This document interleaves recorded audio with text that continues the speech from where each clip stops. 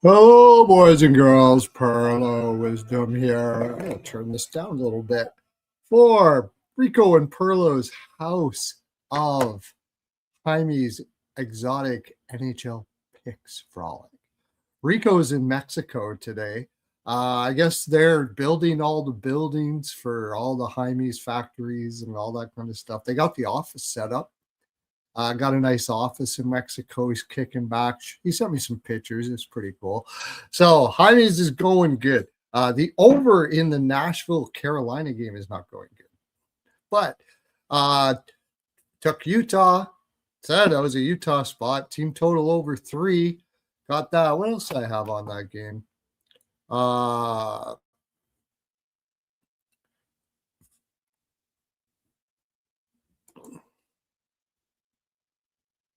We still need Morrissey for a shot. I'm not going to look. He should get a shot here in the last 11 minutes. They should be shooting a lot. Every defenseman almost has got 2 except for him, but it's always a sweat when you take him because he just goes over his shots all the time. So I got Jarvis over shots though for the Hurricanes, so that's good. That makes way up for the over because actually I should have had that as a best bet.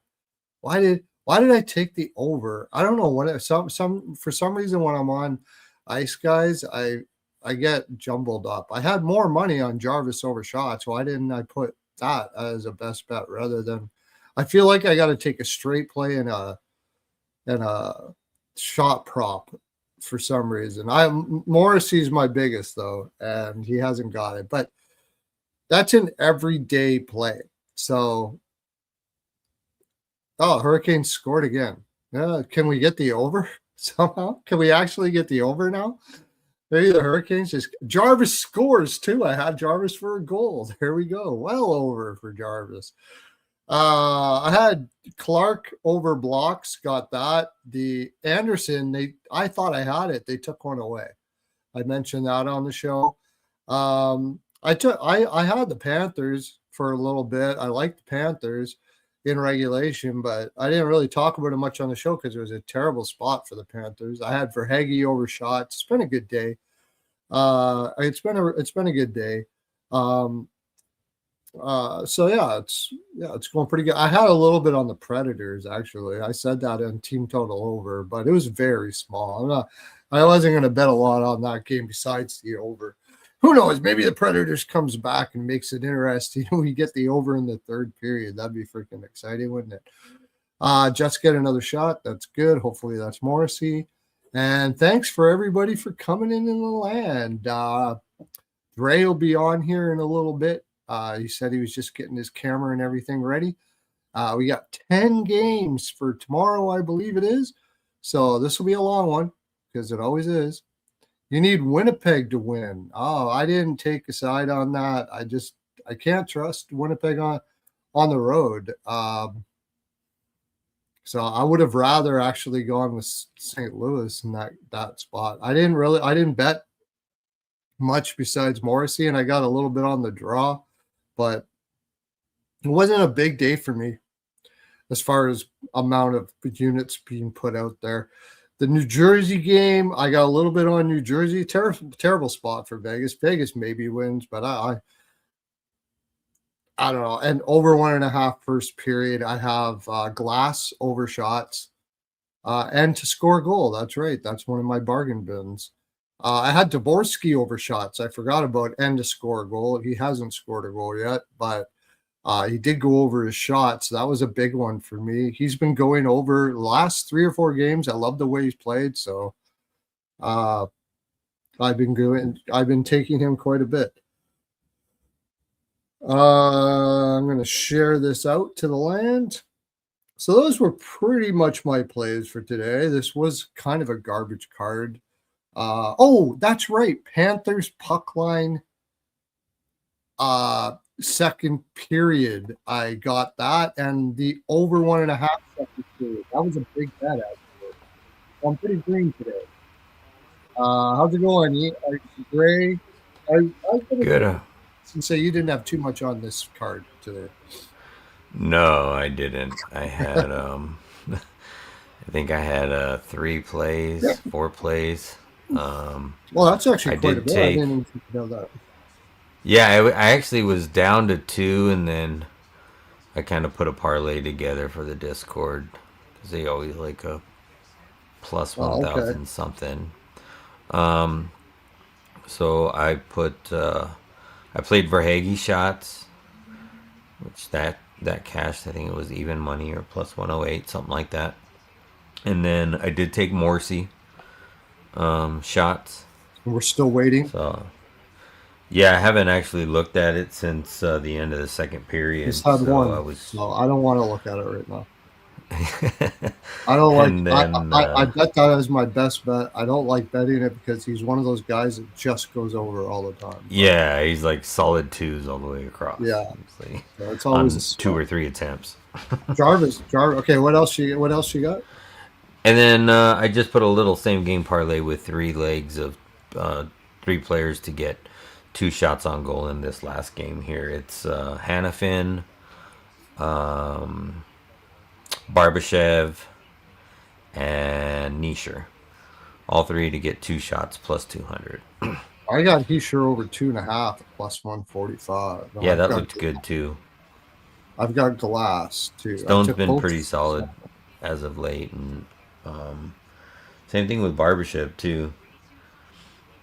So, and Barbashev with has been Eichel going out, over. What's his 1.5? I think Barbashev and Stone are going to be the shooters. Stone probably on line one and Barbashev on line two. So, I mean, I know Dorofeyev, he is playing. He was a game time decision, or he was. Yeah, he's playing. Oh, it's too late. I can't get it So, on. No, but yeah, that's all I had. So, like I said, hopefully, if Morrissey can cash, that kind of almost guarantees me a green day. So, we'll see here.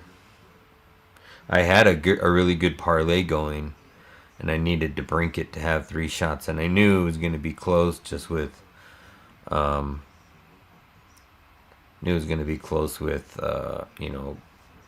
I keep wanting to say Arizona or the Coyote with the Mammoths cutting down on shots, but man, DeBrinket had been really solid for like home games. So I was like, well, if anybody's gonna get shots, it's probably gonna be him, and I could definitely see him getting three shots, and he only got two. So, and then the last leg was gonna be Hanifin. That was the last leg. Everything else had cashed. So excellent. we'll see. We'll see how that goes.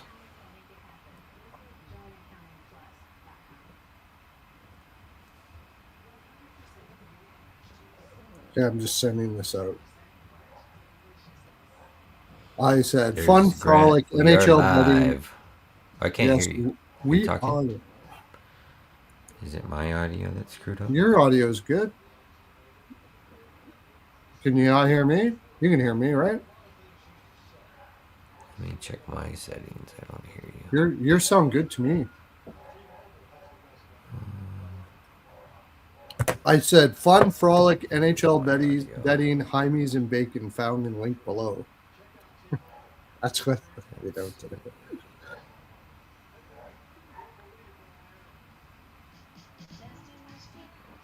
No. What is going on? Oh, I got a message here from Sandro. The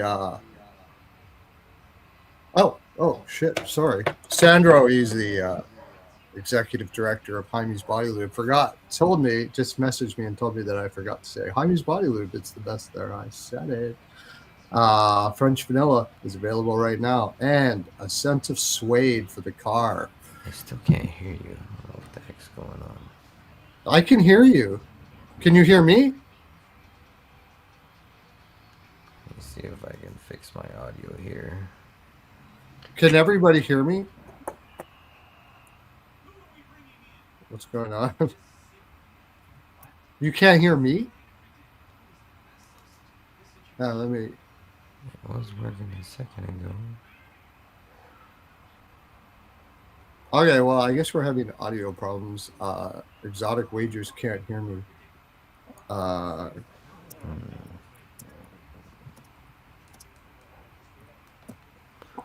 What am I connected to that is screwing me up? I'm not connected there.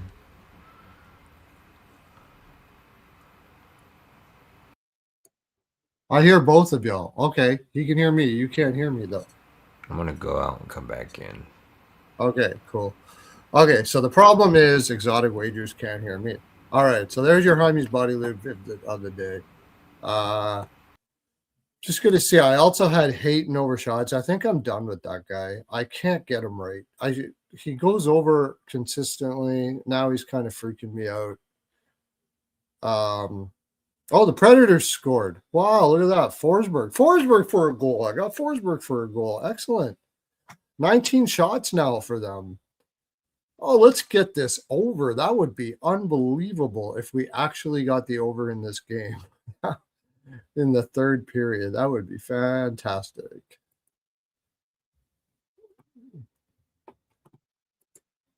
I forgot I had Hellebuck over saves. I wish I would have put more on that. It's just St. Louis isn't a heavy shooter. Yeah, I had that too. Hellebuck over saves. Morrissey still doesn't have a shot. Didn't get a shot. My God. Pionk, Chen, and Sandberg have two, but not Morrissey. Now we're getting down to 5 minutes here. Sweating it out for Morrissey over shots.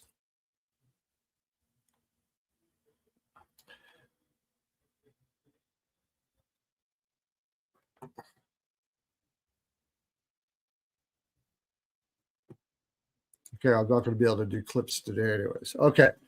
So tomorrow's card we'll go over a little bit. Just scour over it while we're waiting for Exotic to come back. Is he in the bottom there?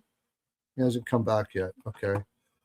We'll just scour over it while we're waiting for Exotic to come back and sweating out Morrissey for a shot.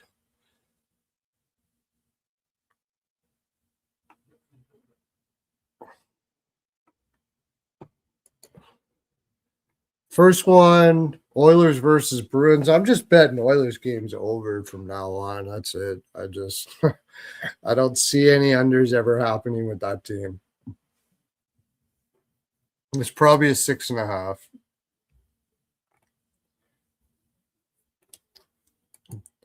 It's an interesting game. I want to bet the Bruins just because I know plus 120 though.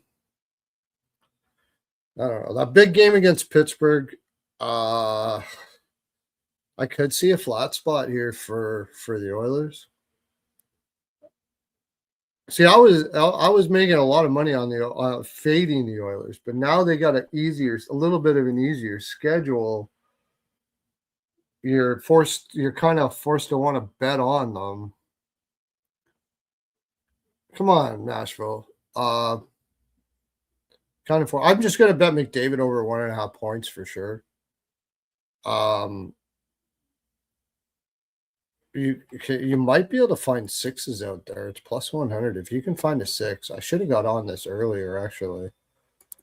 If you can find a six for that, because I don't see that being under. I just don't see any Oilers games being under right now. They're playing. The way they win is they just play super fast. That's the way they always wanted to be. It's what they believe in. They're stubborn. They believe in fast hockey, and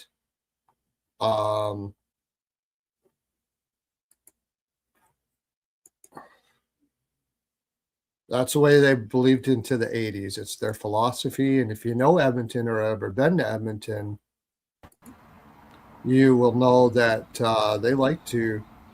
Sup, Ryan? Hey, Ryan, how you doing, man? I haven't seen you in here a while. I'm glad you're able to get in. Okay, how's it going now, Exotic? Can we hear you? Yeah. There we I go. hope so. Yeah, you Yeah, can hear me. sure. You For can hear some me. reason, You couldn't hear me was the problem, right? yeah, Yeah. yeah. For Okay. some reason, I couldn't hear you. I was hearing you fine, and then all of a sudden, it just went nowhere. Oh well, It's we weird. got her done. So, Yeah, Ryan Fedor came in. This is a guy that's been following me for a long time. Thank you very much, my Nice. friend. I don't know if I don't know. We got some brand new uh, New Year's pearls of wisdom necklaces, Ryan, and I was going to wait for after for New Year's for it, but you have been quite the follower. I'm sure you've got a collection of our past year's necklaces, so I'm going to send Hernandez. Oh no, Alyssa. Alyssa's here. Alyssa, Alyssa. Yeah. Oh yeah. Sorry. Were you heading out? Okay. No. Before you head out, Ryan. You know Ryan Fedor, right? Right. Can you wrap them? You know those new those 2026 pearl necklaces we've been doing up there. Could you just go down, ask Helen to get like a brand spanking new one, real shiny, like turquoise for Fedor. I believe he's a turquoise guy, and yeah, throw that over to him. Right. Your wife loves the pearl necklaces. I know. I know. Everybody's wives love them. That's why we make them. That's why we send them out to people. Okay. So, pearl necklace going out to Ryan's wife right now. We'll start on the first game. Let's get at her. Might as well. Thanks, Still Russell. staring at the screen, waiting for Morrissey to shoot. I got a new slew of hats. He was complimenting my hat, but Black Friday got me pretty good. They had pretty good sales, so Oh, I really? ended up So, knocking like, out you about collect all like the hats? yeah. I want at least one or two of each team just to cycle through for content, and when I'm streaming, I'm not wearing the same hat every time, and just just trying to get a collection to just keep switching out from. So, Well, good for you. I um, have I. You're not going to believe this.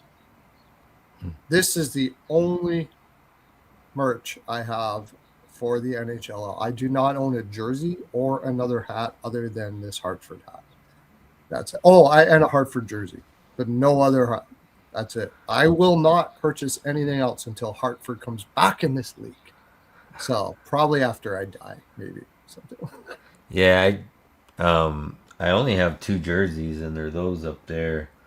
The one on the I don't know if it's to the left or to the right of you, but the one over the green one, that's actually a Coyotes jersey, but it's a St. Patty's Day jersey, and then I got it customized with the Exotic Wagers name on there. Oh, And then nice. the other one's just a Adam Sandler Happy Gilmore jersey, Pens jersey, or Boston Oh, jersey. Sorry, yeah, you got cool um, ones. but but yeah. You got cool ones. I Hmm. may purchase Matthew Kachuk Florida jersey. If I purchase one, I may purchase that. Matthew Kachuk's my favorite player, and the other one is a Tom Wilson Capitals jersey. I love. I may do that. Oh, and then I also have one right here, but it's in a glass case and it's signed by Clayton Keller. It's a Oh, Coyotes nice. jersey. So I bought that like a year or Yeah, two before they if I switched. could actually get it signed by either one of those guys, then I definitely would get a jersey, no doubt about that. Or Brady, even Brady. Those are my three favorite players in the league. Brady. But NHL's the only sport where I'll wear other teams' stuff. Yeah, you told me that. But Yeah. yeah, just because I'm a fan of hockey players because they Are make me you money. So are you a D-backs? Are you a D-backs guy? I am a D-backs guy. Yeah. So everything Arizona, pretty much, right? Yeah, Broncos. I'm a Denver Broncos fan, but that only Oh, has because Vance Johnson, which was a wide receiver in the late '80s, early '90s, he was part of the Three Amigos with Ricky Natil and Jackson. They He was actually from Tucson, and my mom used to work with his mom. So growing up, he got us Broncos tickets every time they came to town. So growing up as a kid, I went to a bunch of Bronco games and just became a Bronco fan. And kind of led into that. But yeah, I'm a Arizona fan, a Suns fan, Arizona Wildcats, and now Utah just because Coyotes are no longer here, but pretty much everything Arizona except for Utah and Broncos. Cool. All right, let's get looking at the card. Me, I'm a Blue Jay. I'll just tell. I'm a Blue Jays fan. I'm from Canada, so Blue Jays fan. I'm not a huge basketball fan, but I am a Raptors fan. And for football, I honestly don't really have a team. It's just I'm not a huge football fan. For hockey, I don't even like. I'm a Florida Panthers fan because of Matthew Tkachuk right now. But if don't think that I will be a Florida Panthers fan forever. I don't know. If I'll ever. I haven't. I was an Edmonton Oilers fan when I lived in Edmonton, but I got so frustrated with that team, I just said screw it. I don't want. I can't stand being part of. I can't stand. I can't do it. I can't be a fan of a team that has absolutely horrid, backward, non-progressive management, and that's why I love Florida because they're. I may stay a fan of them forever because they have very progressive management. Their assistant general manager is like an analytics guru. So even after Zito leaves, if he takes over, they're probably going to be good for a very, very long time. So I may end up being a Panthers fan forever. Who knows? But I right now I love the Florida Panthers. I love so many players on their team: Reinhardt, Barkov, of course, Kachuk. Like I loved all these guys. And when they picked up Kachuk from Calgary, I liked them. And then when they picked up Kachuk, I was like, okay, I'm a fan of the Florida Panthers. All right, let's go sure. and look at the first one right off the bat. This is one time when we got a great game right away. We got the Edmonton Oilers versus the Boston Bruins. And Let me. for me, without looking at this I can only go over here. I was going to see if there's a 6 out there, but I doubt it. Yeah. Let me whoop out one note from my notes so I can remember. It's gonna be a big card. I know how that goes. We have 10 cards. 10 today. You know what? I didn't even look. I haven't even looked yet. 1, 2. Sweet. 1, 2, 3, 4, 5, 6, 7. Yeah, 8, 9, 10. Yeah, 10 cards. 10 I haven't even looked, and that's what's different about this show is I know some of you guys are like, come on, but we're going through the progression and you guys are seeing it all. Like we're looking at this firsthand. Most of the time me and Pearlo don't even have time to look at what this card is until we're here. So you see exactly how we cap, you know? The whole thing was I used to get people in the chat all the time that messaged me, or I heard from people that they like the breakdowns of the games and they like that, and they're not even betting fans. And I thought, well, why don't I try doing a show just like that?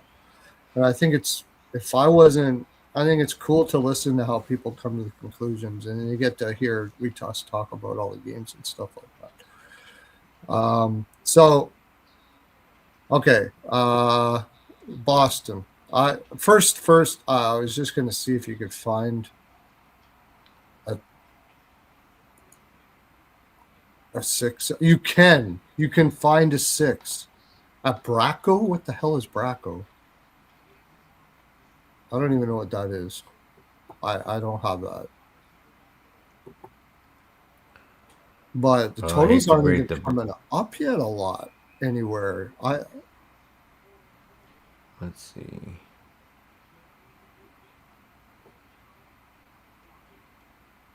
Man, Morrissey didn't get his shots. Shit. Game's over. Oh, son of a bitch. What best bet? Both best bets gone to shit.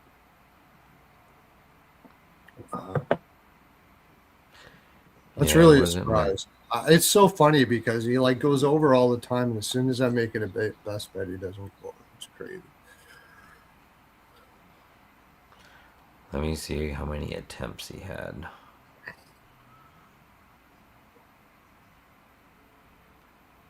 No, I don't want to connect to my TV. He had one shot and one miss and 2 block shots. All right. So 1 shot on a total of 4 attempts.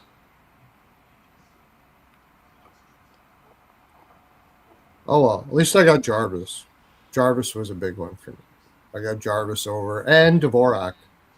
I had Dvorak over, and then the next game I have Glass and Heischer. So see if we get Oh, those. that's ugly. It looks like the Saint. It looks like that game ended on a power play for St. Louis too. So there was. Oh shit! Yeah, That just wasn't any wasn't worse. going our way. Um. Yeah, Okay. that's horrible from Winnipeg. Like I'm. I didn't bet on them today, and I'm glad I didn't. But I'm No, done with them. Like that's I'm not backing Hellebuck, them. Yeah. St. Louis. St. Louis is crippled right now. Like Yeah. you should be beating that team. I know you're on the road, but come on. Well, they're just as bad. That's the reason why I wouldn't bet it. Yeah. Either that or just take the under. You know. Yeah, I kind of leaned to the over for some reason. I didn't bet anything on it. Oh, I didn't bet anything on the total. All I had was Morrissey, and I didn't get that. So, but I'm fading Yeah. Winnipeg. Winnipeg's a fade. Either I bet against them or I don't bet on them. Same as Yeah. LA and New Jersey's getting there, but I do have them today. If New Jersey does not beat Vegas in that spot today, I won't be touching Mhm. New Jersey again. Yeah, I'll be taking them almost in every spot on the road and in certain spots at home. But like, and let's see how long the books respect their name. You know, there's a good chance that we might get some good numbers on them, especially because they have Hellebuck back. Either that or you take Hellebuck saves.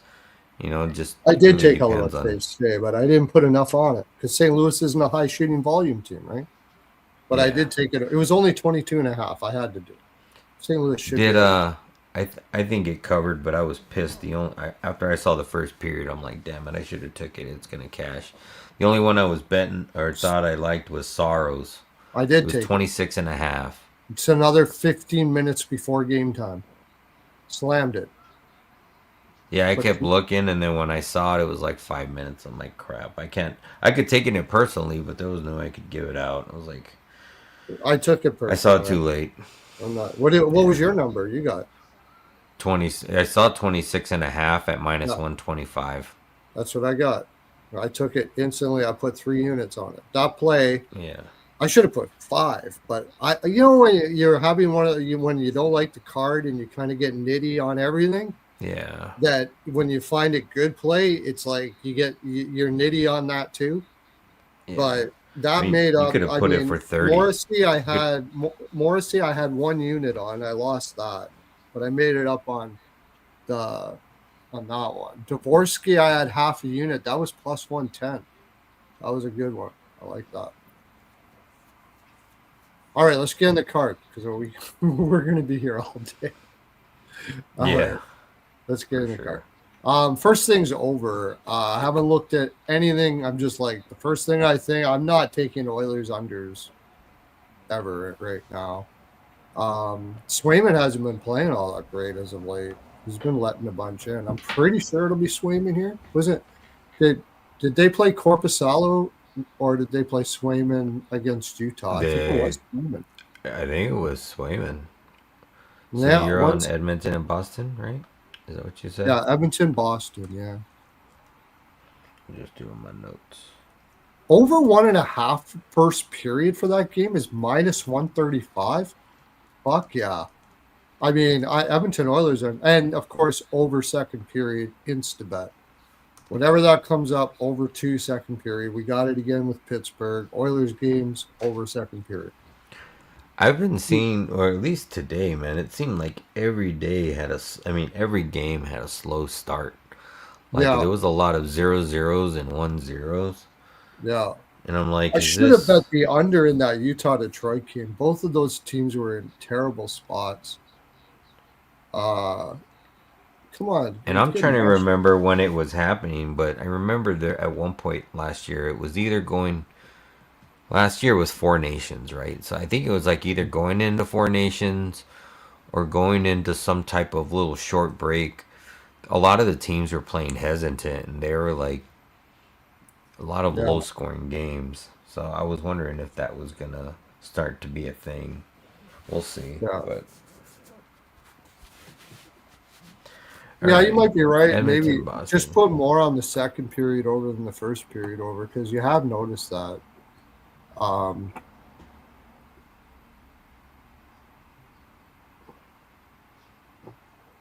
Let me pull up that game here. I'm pretty All sure right, that so Boston is a heavy first period over team. Boston's a home dog. Yeah, plus one. Edmonton's fourth game of a 5 game road trip, Yeah, and it is a look ahead for them. They got Mini coming up. I think that's going to be a big game for them, just with the whole talk of Quinn Hughes coming on the team.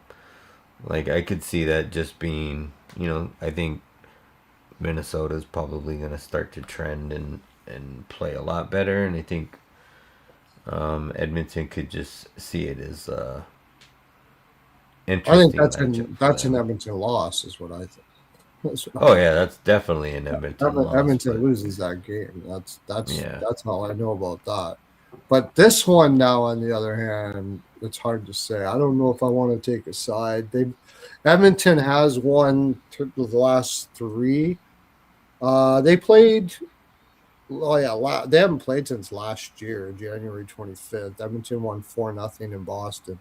The only thing bad about taking the over here is it's been a series under most of the time. Uh, but Edmonton's what beat 6-4. Montreal was an under because Montreal was an under. That was after the Toronto game, and then the Toronto game was over. Edmonton's been going over their team total over just about every game. It's hard not to take a shot at Boston here. I mean, they've won. This is a dog at home that has won five of their what, 5 of their last 6 games, and they beat Utah coming off that road trip. That's the thing I don't like. They won the first yeah. game after the road trip. Oh, Carolina scored. It's not going to go. We're not Aho. going to get a push there unless we get really lucky in the last 45 seconds. Yeah, I mean Edmonton too. All of their injuries are long term. The only injury that you have on the Boston side is Arvidsson, and he's still day to day. He's But I mean always injured. they've been playing so good that It's too yeah, it's bad he's hard not not in to take because them. he would be a good goal prop. It is hard not Yeah, to take them. They beat up on Pittsburgh, but Pittsburgh's gone south quite a bit. yeah, Did you say this is the fourth game of the 5 game road trip? that's correct for Edmonton. Yeah, I think my main bets here are going to be the second period over. I think I want to keep on seeing what Edmonton is now that Jari's in there. Um, but Yeah, I don't want to get in front of Boston. They've been just finding ways to win. yeah. I mean, I'll take Boston. I mean, they're 12-5 at home. Like I'd like to look back at all their home wins. I mean, Jersey, St. Louis, Detroit, Rangers, those are all horrible wins. I mean, they're wins, but they're not good team wins. But you know what? On the other hand, too, Edmonton's not a good team, or at least not playing like a good team right now. So Well, at I plus think they're one playing a eighteen, little better now. I will take Edmonton's like one of the highest shot volume teams. I will take Swayman over saves if it's a decent. yeah, I like Swayman over saves. Swag. Timothy Wharton thanks. yeah, they'll get a day off before that Minnesota game, and then Boston, they get a day off before they. Boston's at home for at least 4 games, probably maybe more. They played Utah at home. That was their first game home off of that road trip, like you said. And then they played Vancouver, Ottawa, and Montreal. So technically, the way that they're playing, I mean, I know Vancouver played had a good bounce back after that Quinn Hughes trade, but like if Boston wins Edmonton, there's a good chance that they could beat Vancouver, Ottawa, and Montreal and have a really good Possible. home run. You I know? don't like the fact that it's this that like you win the first game after a road trip like that, and then the second game is actually tougher usually. That's the only thing I don't like about it. And I don't like about that winning streak, like you said, where they beat St. Louis's ass. New Jersey is pretty much ass right now, and they beat St. Louis twice at an ass, Winnipeg's ass, and then they lost against a good team, and then Utah is mid. So Yeah. who have they really won against recently? Yeah, nobody recently that's. I mean, they've Yeah, had Winnipeg. Yeah, like you said, Winnipeg's not good. Isles, they beat Isles. Isles have been playing good. yeah, that wasn't a Better, bad win. That wasn't a bad win. but yeah, you're having to go back. But on the other hand, too, like if you look at these wins, I don't know how much are empty netters and how much is dominance at the end of the game, but none of these are close games. Yeah, Like and you know what? they're all two Let's goal look at wins. Edmonton. Who Edmonton's beat? Seattle twice, both ass. Winnipeg ass. Lost to Buffalo. Uh, Detroit was a good win, but it was a bad spot for Detroit. Remember, like Detroit was on a back Yeah, to back after Calgary in that one, like 3 games in 4 nights. Toronto ass. Let's face it, Toronto's ass now. It's an ass team now. And then they go and lose to Montreal, and basically Pittsburgh's ass now too. So it's basically the ass fest of both teams have beat a lot of ass teams. So now, which one's better? I just like the over. I don't see an under here. Boston's defense isn't very good. Um, when they do lose, they usually lose big. But when they win, they've been winning. They've been holding it in, but they have been outshot a lot in those games. So Swayman's been really helping them win a lot of these games a lot. So I like Swayman over saves and the over, even if it's a 6.5. it's also they're also 4-4. They're 500 on the season for back-to-back wins. So when they've won, they've only won back-to-back half of the time. It's good, Mikey glove save. Yeah, I Good to mean, see you back. yeah, Edmonton's offense is clicking well when they're rested and McDavid and Draisaitl are up against a team that can't control them. They're a good team. They're a good team. When they get like, wow, they're good. Those guys are good. It's a better way to put it. McDavid over 1.5 points would be good. Yeah, He's been going over that every single time. I would take that, but I only see over here. What's the if can you get an Oilers team total over 3.5? It's just Swayman. I don't want to get Swayman. That's the problem with that. I don't want to get Swayman, but I said like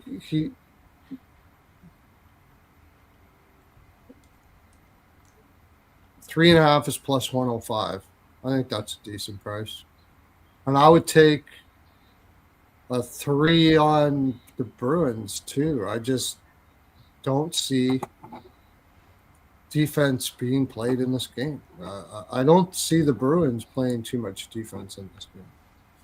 yeah. You gotta take Geeky for a goal. You gotta. It's just crazy. Yeah, and Swayman. So you said you wanted to take Edmonton over 3.5, right? So Swayman's giving up 3, Yeah, 3, 5, 3, and 2. that's the bad part is that Swayman probably has no. That might not be including open netters though, So he may have given up 3, and then they pull him, and Empty they netters, yeah. have, yeah, that's only goals against him specifically. A Marat who's Newtonov, who's what the fuck I like to call him. Uh, he's been getting points lately. You can get a pretty good price on that. Alex Steves is going down with Minton and Isamon now, so he doesn't really have the same value up there on the top line. But yeah, like you said, Geeky is definitely a must bet, of course. Pasternak over shots, maybe. Um, McAvoy, since he came back, has been kind of quiet. And Swayman over saves might be the best play. I'd say Swayman over the saves. Saves is probably the best bet. Yeah, I could definitely see that for sure. Yeah. Let me see. I think right now Edmonton they're they don't really have a super tough schedule. They're getting rest, so they're probably the bet here because Edmonton's only really bad when McDavid and Draisaitl get a little tired because they're the straw that stirs that drink in that team. And if they're Yeah, not they're the if they're not engine. flying, they don't have much after that. Except Hyman's great and stuff, but Hyman's very dependent on McDavid. So is Hopkins. It's like those two guys stir the drink, and if they're in a tough road trip or anything, you bet against them. Bet against them.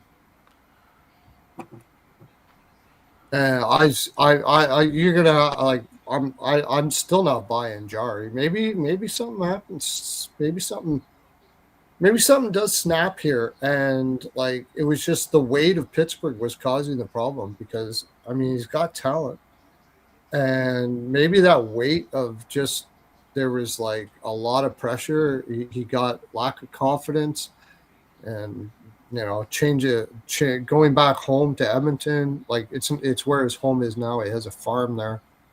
Maybe he just turns it on. Who knows? It's very possible, but until I see it, I'm not going to trust it. Yeah, Boston allows a lot of shots on goal. So does Edmonton, actually. Yeah. I wouldn't mind both goaltenders over, to tell you the honest truth. That's why I think this is an over game one way or another. One way or another, this game goes over 6.5, I'm sure. One way or another. Yeah. So what do you and Um, over second period for sure. For sure. Pasta is covered 5 of the last 6 games. Is over 3.5 shots versus Edmonton. I could see that. He also shoots more at home versus the road, so he favors the home split. Yeah. I could see that for sure.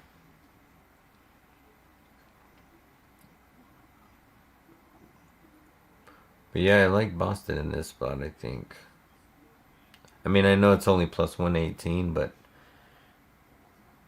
like I said, Edmonton hasn't really been able. They're 500 on stringing 2 wins together this season. I already They're on got the road. Heischer over shots. I already got it. Nice. He got it in the first period. Boston's Plus 12-5 at home. Like way many check marks more for Boston than for Edmonton. Other than like Edmonton's scoring, it's so that current makes more form. for It's current your form, yeah. over. Over. It's over. I mean, it's definitely over. Boston may win this game, but I mean, they're going to have to outscore Edmonton because that's how Edmonton's playing. And even if they don't, like, even if Edmonton gets Swayman, they're going to pot at least 2, and Boston will probably get the rest. It's just Yeah. Boston's not shutting anybody down. They don't have forwards that can shut. What forwards are shutting anybody down on that team? Nobody. Defense, you got Zadorov and McAvoy. But And Lindholm, I don't know. He hasn't been the same, has he? Really, since he came back. Like, I don't really notice him out there too much. Hampus Lindholm. He's an excellent defenseman, but I'm not sure he was totally all right when he came back. He's usually like really, really good, but I haven't really noticed him all that much. Like, I know you're not going to notice him too much offensively, but I haven't noticed him being. Let me see how the analytics on him. I'm going to take a lucky guess here and say he's kind of struggling a little bit.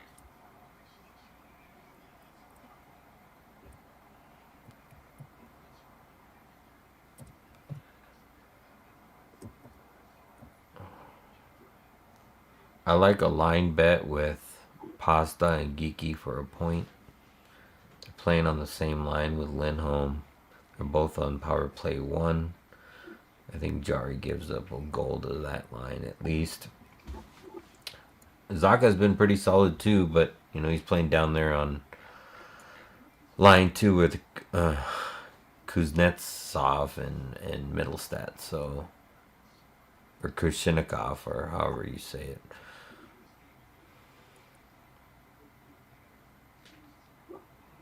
Yeah, Swayman saves. That looks pretty good. Whenever that comes up, it's probably going to be high, but I would take it anyways. The only way they don't catch it like at a 26. I think it's gonna be like 26. Man, I remember a few seasons ago, I wouldn't be it's afraid of 26, taking a I'd take it all 32. day. Yeah. Yeah. Yeah, So he's Tim, dropped off. I was talking about Hampus Lindholm. Yeah, he's fell off a cliff this year. He's not having a good year. So ever since he come back, he was elite, but it's not having a good year this year. Timothy, there's so many different sites I use for so many different things. I use BetStamp for moneyline odds. I use Daily Face Off for lineups. I use Daily Face Off goalie post, left wing lock for goalie confirmations. I use NHL stats, pops.cash for props, money puck. Money Puck's a big one. Yeah, I have Yeah, my stat analytics head. come from JFresh Analytics. I tried like I don't know 30 different analytics models and applied it to capping, and his was the Mm-hmm. best, especially for picking teams who are going to be successful or not. But Money Puck, Puckpedia, of course, I use Puckpedia. I wish Cap Friendly was way better. Puckpedia doesn't really put much effort into what they do, but it's still the only thing out there that nobody's trying to do anything about it. But yeah, that's what I got. Second period over. McDavid over 1.5 points is pretty much an instant right now. Maybe Pasternak over 1.5 points. Stuff like that. Zach over shots. I mean, I didn't check. Usually I go to see if there is any news. Pro Hockey Rumors. I use Pro Hockey Rumors. I find they give you the quickest updates besides going to look on Twitter and seeing that way. Yeah. Frozen Pool is pretty good too. I like a lot of their stats. Frozen Pool or Dauber Sports, whatever you want to call it. But that's where I get a lot of my goalie ones. That's I think I pay like $3 or $4 a month for access to that site. But and it's more so. I think the site's more so free. It's I donate just because somebody's putting this site together that I use, and it's but StatHead is another one. Natural Stat Trick is another one. Oh, you know There's what? so I many. forgot all about Natural Stat Trick. I got to get that back up again. Yeah, Natural Stat Trick. Forgot about that. But yeah, so and there's certain things that I'll only use like a site for like one stat or two stats. And I either Yeah, like the way it lays out or it's a specific stat that shows me exactly what I'm looking for. So it really depends. yeah. But left wing lock is great for goalie confirmations. I always find that they're the fastest in my opinion. And then lineup I use multiple sites for lineups because there's always discrepancies. So like RotoWire and Daily Face Off and Left Wing Lock, a lot of the times, two sites will be showing the same two goalies, and then one will be showing a different one, and they all follow different reporters. So it really depends on which reporter they're following and where they're getting their information from. By the way, Pesci's playing tonight for New Jersey.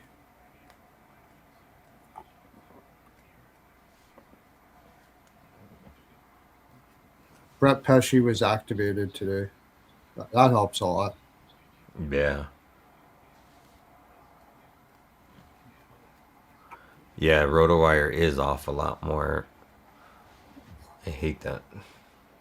I used to pay their $20 a month service to get their advanced lineups, and I stopped paying for it for that reason. Because now I only use it for injury reports. But I use Left Wing Lock and Daily Face Off. I use Puckpedia. Oh yeah, that's a good one too. I have that. I just don't have it pulled up right now. But Puckpedia is a good one. Puckpedia is good information if you're looking for like UFAs and like their money and what their salaries are and the salary caps and all that good information on actual They're pretty teams. good at depth charts too. They're just not. They're not as Yeah. good as Cap Friendly. I fucking miss Cap Friendly so much. That was the best. Cap Friendly was the best. Yeah. And that guy just fell. He fortunately for him, like he was like clicking his heels as soon as the Capitals bought Cap Friendly because he was a millionaire instantly. And he kind of just they half-ass it. They half-ass it. All right, let's go to the next game. Spencer Stastny. Right. Oh yeah, by this way, that Spencer Stastny pick was a nice pickup.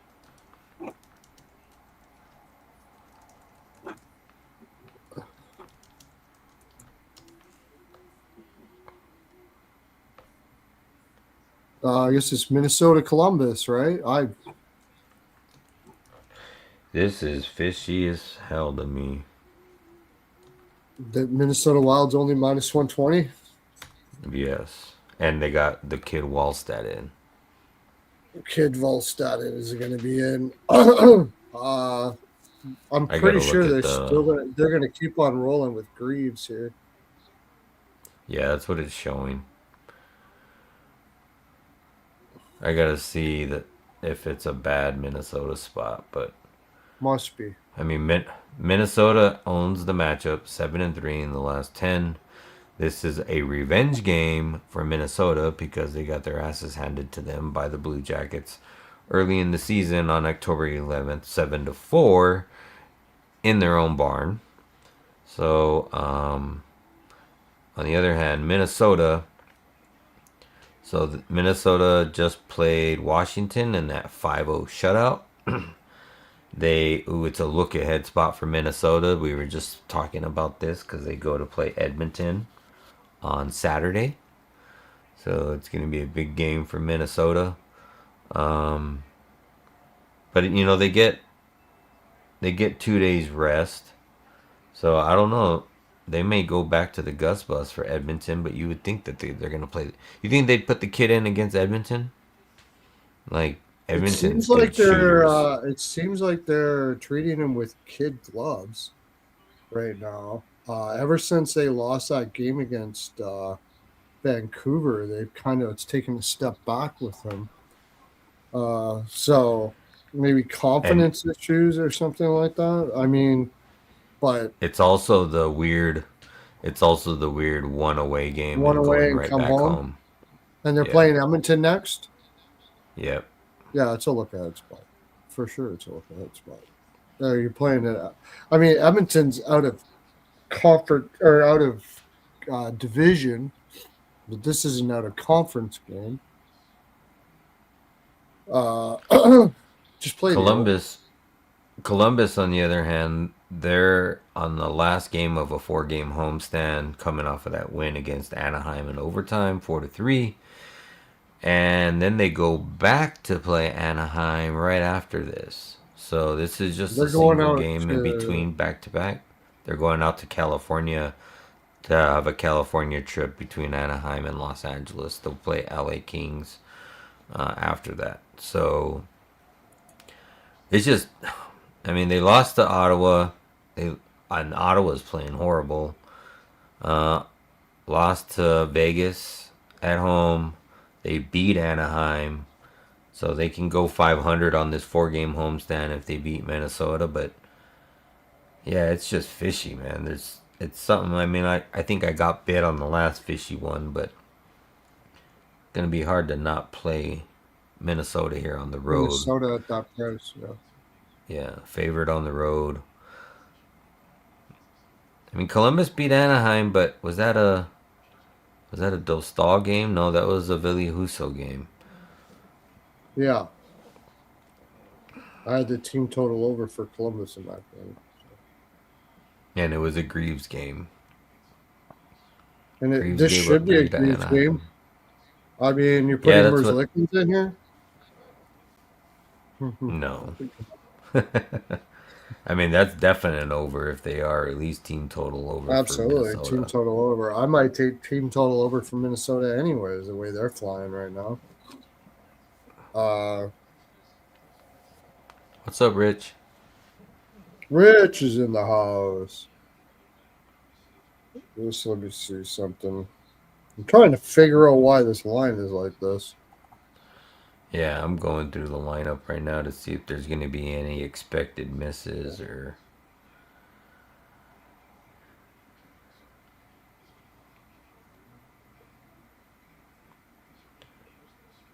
I mean, the only two things that would keep me off of them are the look ahead spot and the weird one travel trip.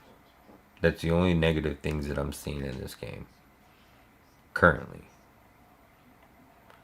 Tomorrow's Tuesday, right? Yeah. Thursday. Wow, what? I just went through a Twilight Zone. Wow. Next Thursday. I The don't know if life of you've a ever heard capper. that. Life of a capper. I Yeah. don't. How many times Caroline says like, "How do you not know that?" And I'm like, I like hockey. Hockey's fun. That's why I like hockey. I don't That's fucking hilarious. care what day it is. Doesn't change anything. Just the only thing it changes the amount of games the next day. Uh, Say, oh, I'm sorry. I thought it was 3 in the morning. so it's Thursday. So the only site that's showing Wallstat is RotoWire. The other two are showing GusBus. Yeah, it seems to be that they're really giving it to Gus Bus right now to roll with Yeah. it, give him a chance to be the number one. Full But on. all three are showing Greaves.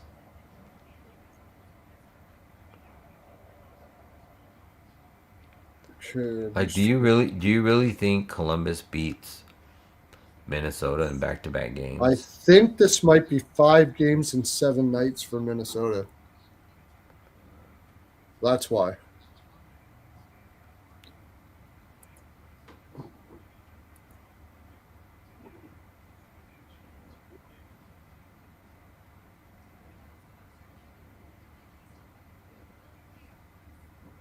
Yeah, 4 games in 6 nights.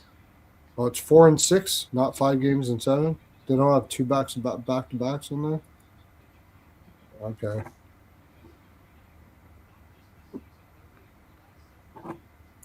Still 4 and 6.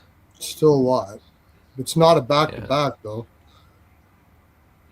They played. Okay, they played.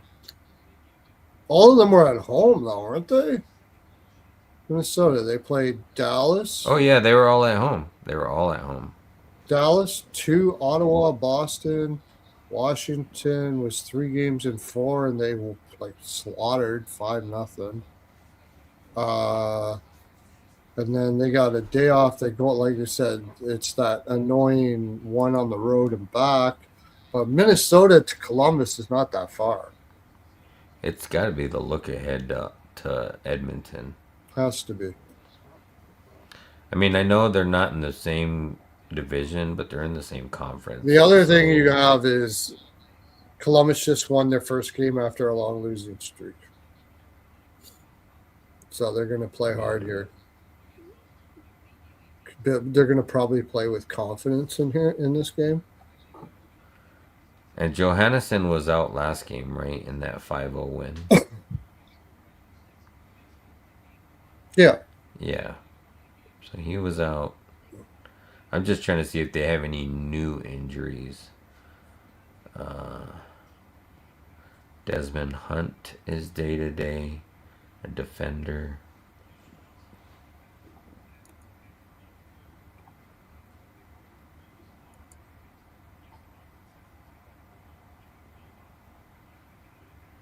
Yeah, there's.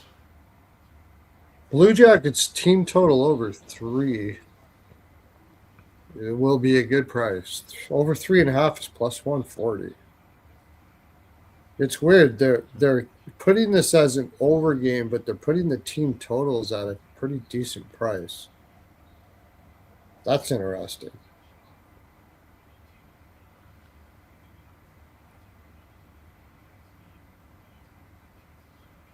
Yeah. I don't know. One thing I will do is I'll take the draw. What worries me too is like that's gonna be a heavy money public play at that price. Like Oh yeah, everybody's gonna be on it. everybody's gonna be on that. I mean, Yeah, maybe it's because Columbus allows Minnesota is horrible. both of them actually allow a lot of shots. Yeah. Minnesota's been horrible on the road. They're 8-7 overall, or 8-6-1, but 8-7. But I mean, Columbus, they're just as good at home as they are on the road. They're 7-5-3, and they're 7-8-3 away. So they're just slightly better on the at home, but they've played more games at home. So I mean, they played more games on the road. Rich So it says doesn't that make sense. Morrissey was the one in the penalty box. Oh fuck! I hate when that shit happens. Like that takes away all fucking doubt. You know what I mean? It's like Oh, all chances. God, good that thing I pisses me wasn't off. watching that game. I would have thrown shit out the TV. Fuck. Yeah, I would have been fucking livid. What is it? I'm like semi cursed on the fucking ice guys for shot props. I did get my last one though, but that's ridiculous. Morrissey not getting 2 shots in that game. That's insane. He gets them like on the road like a 13 the last 14, and I bet it on. I make it a best bet, and he loses it. But anyways, shit Yeah, I happens. want to say they were like 12th in the league or 14th in the league to allow shots to defensemen too, or something like that. I know they Yeah, were up there. They were definitely above middle of the pack, but usually that's where I like middle. That middle line is like depends on the player too. Like if it's McKinnon, I'll take it against the number one defense because that dude's just gonna yeah, shoot. yeah, You know what I yeah, mean? yeah, It's like, yeah, yeah, yeah. but on the other hand, if it's a somebody that only has an average volume of 3 and I'm trying to get 2 and it's a good defensive team, it's a lot harder to get them pucks through from the blue line than it is, up there, up when you're up as a Yeah. forward up in the front. So But Timothy J. Wharton, thanks for coming in, my friend. Um, brings up a good point. Actually, he said Minnesota's been a lot in the last 10 games. Minnesota's been a lot, period. Minnesota's given up the most amount of shots in the league this year, and Columbus is right up there. So both goaltenders over saves would probably be a good look, even though you like the over. But the other one is look for probably this would be a good game for shot props on both sides. Um, and yeah, I'm okay, so gonna. looking at the Minnesota, let's look at this Minnesota line. I kind of get it. Okay, they make the Hughes deal. Uh, they made the Hughes deal when that was like they were Probably five playing. days ago. They've played 2 games, right, with Hughes. Yeah, they Yeah, played 2 games with them. the So it first had to one have was been at against least Boston. 5 days ago or so.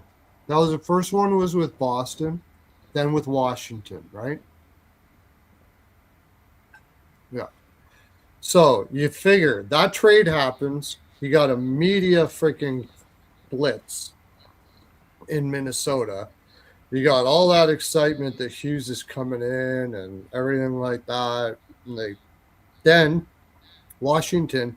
One thing you got to remember with Washington is Ovi's coming to town. Kaprizov's hero, right? Kaprizov, that would be a hero of Kaprizov, pretty much for sure. And Tarasenko. Yeah, so should have thought about that in that game. And now, after all of that, all the media is kind of like, you know how the media is like, okay, Hughes the trade, that's it. Nobody cares about it anymore. So now it is a letdown spot for Minnesota here. There's no doubt about that. Yeah.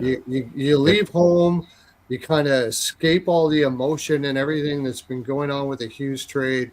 You're going to go to Columbus, and not one reporter is going to give a fuck that Hughes is there.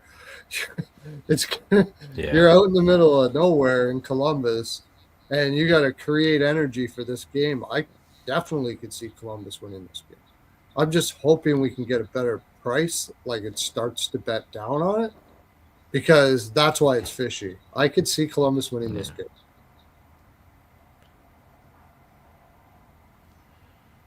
Yeah, I mean, you could do either way. You could take like what was the price on Columbus? Probably minus plus 100. Like Yeah, you take them pregame, and then if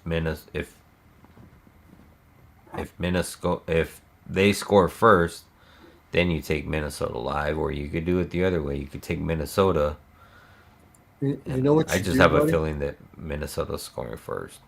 You do? I think the opposite. Because if it is a letdown spot, I think Columbus Oh, would be one start for.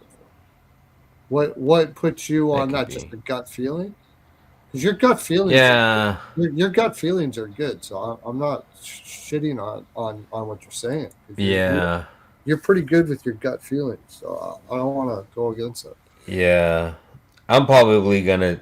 I'm just saying that now. I'm probably gonna sit on it and just look to see if anything else. Yeah, I mean the books are just looking at it as like a how long can Minnesota keep this up? They were going on a run right before into the Hughes, and now you got Hughes, and at some point this team's gonna lose a game. It's an And 82 then, season, like you yeah, know. like I think they can suck the public in, but I don't think they're going to suck the sharps in. That's to suck the public into this game. I think, Yeah, and it's good. It's making sharps like us question it at the same time, where you almost don't want to bet it because yeah, it's the perfect number. You almost don't want to bet it because it's fishy, but on the same note, maybe you just take it and bite the bullet because they're just so hot. I don't know if things are going to change. Uh, I would take Hughes over shots. I would look at props because there's so many Fantilli over shots yeah. I would say like if you like Columbus, you might as well take their team total because it's over gonna be three. 2.5, and I don't see Columbus holding Minnesota to 3, and at that point, you like the over. So the only thing Yeah, that worries me is if Minnesota gets out to a lead early, they're gonna lock it down, yeah, and it's gonna end up being a 4-1 game, and there's a chance maybe. that the total could go under. Could be. That would be the only way. I think if it's a back and forth game, it's definitely gonna go over. If Columbus gets out to a big lead, Minnesota's going to come rushing back. I don't think they're going to be able to stop them. Yeah. Does Minnesota want to grind this game though? They I don't. mean, No, they want to get you off. got Edmonton coming up next. Do you want to play a Yeah, grindy game against Columbus here? I don't think so. I think this is an no. over spot for sure. And I think Columbus probably wins. It's just a question of how to bet it. I have a The feeling this other line's not going to change by morning either, though. the other Um, question is if it's if they're trying to conserve energy to play in Edmonton and don't want to go balls out on this, it's like if it's 1-1 early or 2-2 early, like I think both teams would be happy writing out this. Shut down on the draw. Yeah, shut Yeah, down on the draw. And I definitely will be playing the draw here. Columbus has had yeah, like draws in 3 of the last 4 games they played. yeah. They're basically I just holding the fort as much as they can. For so, yeah, at plus 100, I can't take a shot on Columbus. It's only plus it's not a 100. good price. That's the reason why they No. did it, because it's not a good price. So nobody's going to vote bet Columbus. All the public's going to bet Minnesota, and sharps are going to bet the draw on the overs. Yeah. That's it. I mean, I would say that's what's going to happen. Series history, series history doesn't really matter here because it's like I don't think it does. Maybe a little bit. Last game they played was October. Yeah, you already Yeah. said that. Minnesota spanked the shit out of them, right? So it's a revenge game too. Yeah, I think Columbus wins this. No, Columbus spanked the shit out of them. Oh, Columbus spanked the shit out of them in That's why I their said, do you car. really think Minnesota will lose 2 games back to back to them? Like, if you look through their last 10 games head to head, Columbus has not won any back to back games, but there has been 5 overtimes, one Yeah. going to a shootout. So I could definitely see them riding out a tie, but I'm probably going to just stay off of it because I like Minnesota, but I just think it's fishy. Like if Columbus scores early, I might take a crack at them if I like the pace. Take them at plus money or something, but I think I Minnesota lean could. I Minnesota. think Columbus could score early because it's sort of a exhale spot for Minnesota. All the deals done. Just had a huge game against Washington. Like they've just gone through like this big high, and at home, and now you're going on the road for one game, and with no media, no nothing. It feels like a flat spot. I get it. I like the Blue Jackets are a good first period team too. Um, Devils scored. who's out? Puts Trennan on the second line again. Johansson, yeah, Johansson is out. That's too bad. Do you He's the guys next. He's the factor next. betting splits? So you're saying splits as in like homes and aways? I don't think I specifically bet homes and aways, but I use it as a percentage looking at a side. If that's what he's meaning. He said, not sure if I've ever asked, but do y'all factor betting splits? So I mean, it also could be splits on the money or the percentages, but I think he's talking about home uh and away. home and away splits. Yeah, I I just should use get it a as a site that percentage has and a more. gauge. I unfortunately I trust my head on that, and I shouldn't. I should get a site that really has splits on it more, so I can see that. Okay, here's something that can help us lean over to the Yeah. Oh, club. he's saying money splits. So like where the public's betting and where, like I don't focus too much on it because I can pretty much tell you what it's going to be already. I already know. yeah, Like I used to look at it, and every time I looked at it, I already knew. I already knew where the public was going to be, where the sharps were, yeah, because we're sharps. So that's why yeah. we don't. Yeah, and I don't necessarily look at the money or the percentages. I just look at the way the line moves from the opening line and how In it hockey, especially, adjusts. not so much. Other sports, yeah, but not hockey. Yeah, really. Yeah. Right now, there's not too many people paying attention to hockey. So the money Yeah. going on it is, you know, it's pretty sporadic. You got football, you got NFL, you got college football. After that, maybe things What's up, change a little Justin? bit. But right now, no. Here's something that can put us a little bit on Columbus, on how we're depending on how we want to bet it. Uh, for some reason, I don't know if he's injured, but Damon Hunt is out. Uh, I saw that. Middleton and Brodeen are out. They brought up Carson Lambo. I think that's how you say it, or Lambos. He's been a guy. He's like a defensive defenseman. He doesn't put up points at all. Uh, they drafted him in the second round. You know, somewhere down the road, he might be a good guy. He's 22. He's probably not going to be a player, really a player, until he's like 25, 26. And Matt Kierstad, I mean, he's been a career journeyman, played in Florida for a while, but hasn't never been able to keep his foot in the NHL for a long period of time. And David Juracek hasn't developed the way anybody thought he would. So that's your bottom. That's three of your bottom six here. So you're going to be riding Faber and Hughes quite a bit. And so, which to me leans more to the over than anything. I think they're going to probably, I like Columbus team total over.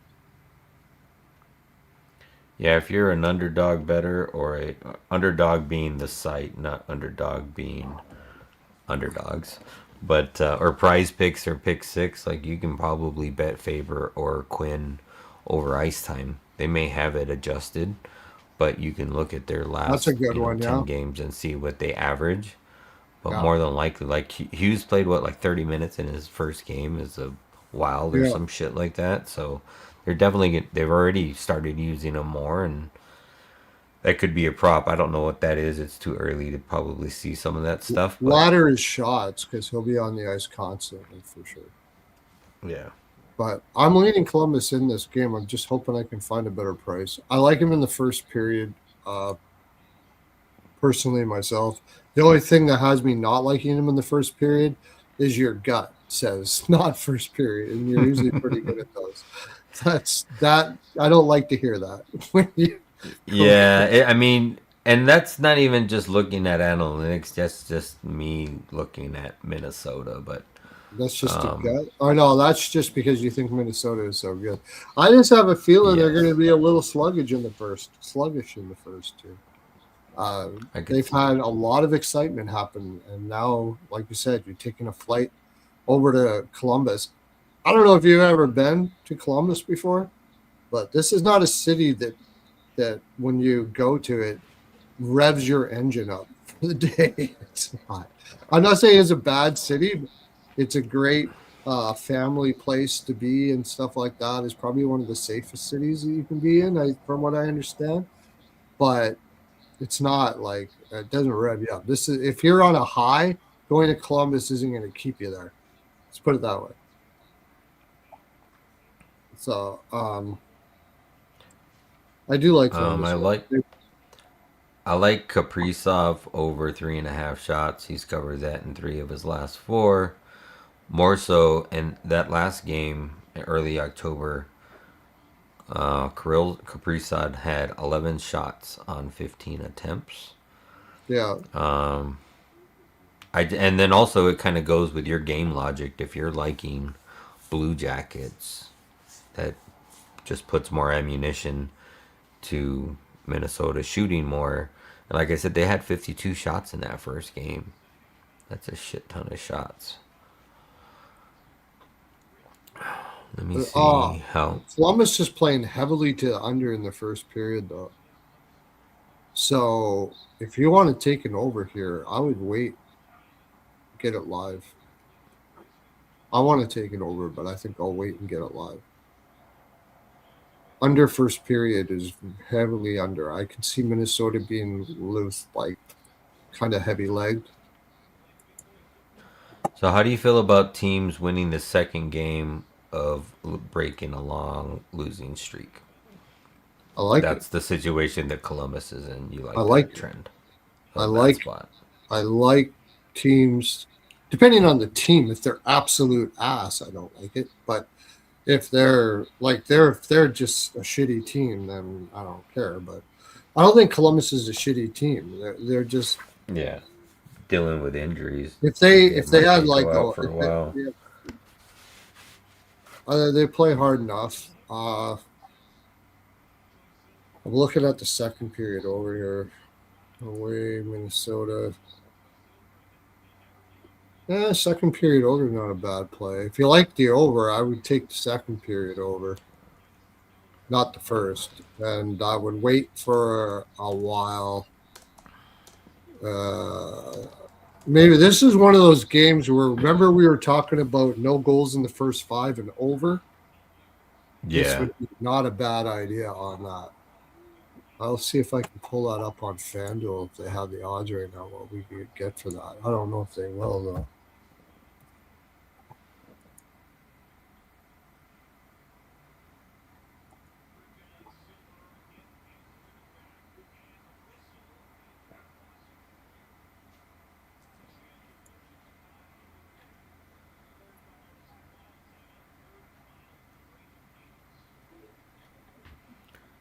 So we said we think it's gonna be Gus.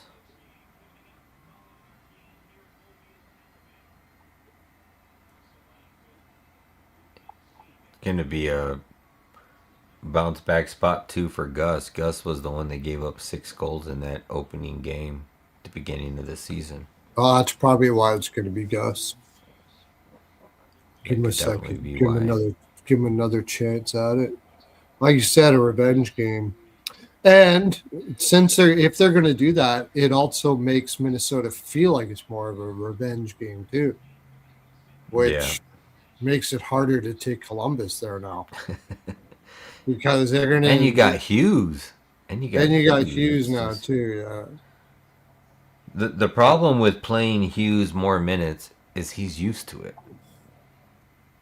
Like he's always like even in Vancouver, it always seemed like he was pushing the minute list. Just because Oh he yeah. has so much of offensive power and he's so fast, it's like you Especially with almost those other double guys shift out him. there. I definitely like the draw here. I definitely like the draw. I still think, as much as he's trying to say, okay, play for him because he got lit up the last time they played Columbus and all that shit like that. I think it's going to be very difficult for Hynes to, he's using every angle he can to get him up for this game because he knows it's a hard game to get up for. Yeah. That's it is. When you got McDavid coming home, when you get back home, you got McDavid coming in and all that shit, and you're out to play Columbus for one game and go back home. He's trying to find every angle he can here, and they might pull it off. Yeah. Minus 118 on FanDuel. Fuck me. For the no goal first 5 and over 4.5 or five No, and a half. for Minnesota. Oh, Minnesota. It's even a I better know. number on FanDuel, for fuck's sakes. Yeah. Timothy But said first period under might be a really good play, and he never takes it. You know what's funny is, like, I look, use it a lot. yeah, I was gonna say a couple years ago, like I only used to take overs, and there's like I have a guy in our Discord that he likes parlaying first period overs. He always will ask me like a couple of hours before game time, like which overs do you like, and I usually give him 2 or 3, and then he's usually real big on goal scorers too, wants 2 or 3, and likes put parlays together. But I mean, I always used to bet overs, and then at one point I started noticing that my trends weren't working and I was losing more than I was winning. So I started targeting unders, and lo and behold, it's way more profitable than it is overs, in my opinion. But on the other hand, it's so much more of a sweat. Like Oh yeah, I'm yeah. so I'm so much better or like so much more sweating out nobody to score than seeing no offensive production Yeah. and trying to get somebody to score. You know what I mean? To cover the over. So I'd People rather bet sweat out the overs under. because it's no fun watching unders. And really, when it comes right Exactly. down to it, you want to bet it so you can enjoy the game because you got something on the Yeah. game. And if you bet Yeah. an under and you're going to watch the game, then you generally don't Yeah. bet it. But I like no goals first 5 and over 5.5 in this game. You Yeah. can't get it at FanDuel because the goaltenders haven't been confirmed yet. So check FanDuel and take no goals first 5 and under 5.5. The only thing about that Yeah. here is that I'm a little concerned about is Minnesota. Like I could see Columbus potting one earlier. A little bit on the over second. I like the over second period. I like, but I wouldn't play the under first period. I just play the over second period because I do think this is probably an over game, but I do think it starts out slow. So another thing you can do is just wait for it live instead of betting the no goals first 5. See if it starts out slow, wait for it, and then wait for the 5.5 to come up and bet it. That's probably the best way to do it. But I'm saying if you got to do it pregame because you're not going to watch the game, I would say no goals first 5 over 5.5 would be your bet, and that'll be a good price. That'll be a good price. I'm also leaning team total over for Columbus here. That defense for Minnesota is just rough. I like over for the game. I'm pretty sure they. The only thing is when you say, okay, we're putting Gus in because he got lit up. What if Minnesota goes, I don't care if we lose this game, as long as Gus doesn't get scored on. That's the bad part. That's the bad part. Yeah. Yeah, I mean I was looking back at that game too, like they only gave up 20 no. They gave up 32 shots on that game, and that's actually quite a bit given that they scored 7 goals. You know, it's like that save percentage has got to be horrible. 7 goals on 32 shots. But on the other hand, too, like Minnesota had zero. I mean, they were playing from behind, so but 52 shots. That's a lot of offensive production. Like I know they're playing from behind, but and what's even more weird is that was without Quinn Hughes. So now you have Quinn Hughes. Like you would think that there's more offensive production. I know it was early in the season. It was probably, it's 3 days after opening day, so it was probably the first. Could have been the first game for either one of these teams. So I know you're still trying to iron shit out at that time, but Yeah. you would just think that Minnesota's going to want to play better defense in front of Gus. After talking this all out, he just brought up Timothy brought up that Minnesota is one of the best over 1.5 second period. You can't play 1.5. It's gonna be too juiced. It's gonna be like minus 190. You got to play the 2. Over 2 second periods probably gonna be my best play here. I'm gonna try time stamping this shit starting now. But Tim, it was Merzlikins. He was asking if it was Greaves in that first game. It was Merzlikins and Gus. Yeah. Maybe they go back to Merzlikins. That'd be beautiful. Then you get the over no matter how Minnesota tries to play. Yeah, then you go over first period. You go over full game. So wait, just in case if they play. I wonder. Okay, we spent a lot of time on this game, but it's worth it. Yeah, it's an interesting game. Okay, when is the last time? Because they haven't played Merzlikins in a the new, as the kids like to say, in a minute. And the last time they played Merzlikins was probably against Ottawa, where it was 6-3. I'm guessing. We'll just go back to their highest score. Yeah, exactly.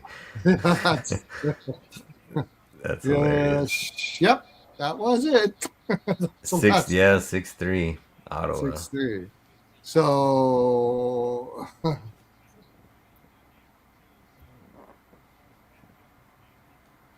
and they got Anaheim, LA, New York. Okay, so they're going for a 2-teamer out west. Mm-hmm. They got Anaheim. They're playing Greaves there. And against Anaheim, I would imagine. Yeah. It's not really a revenge game. It's a revenge game for Anaheim. Anaheim will probably win that game.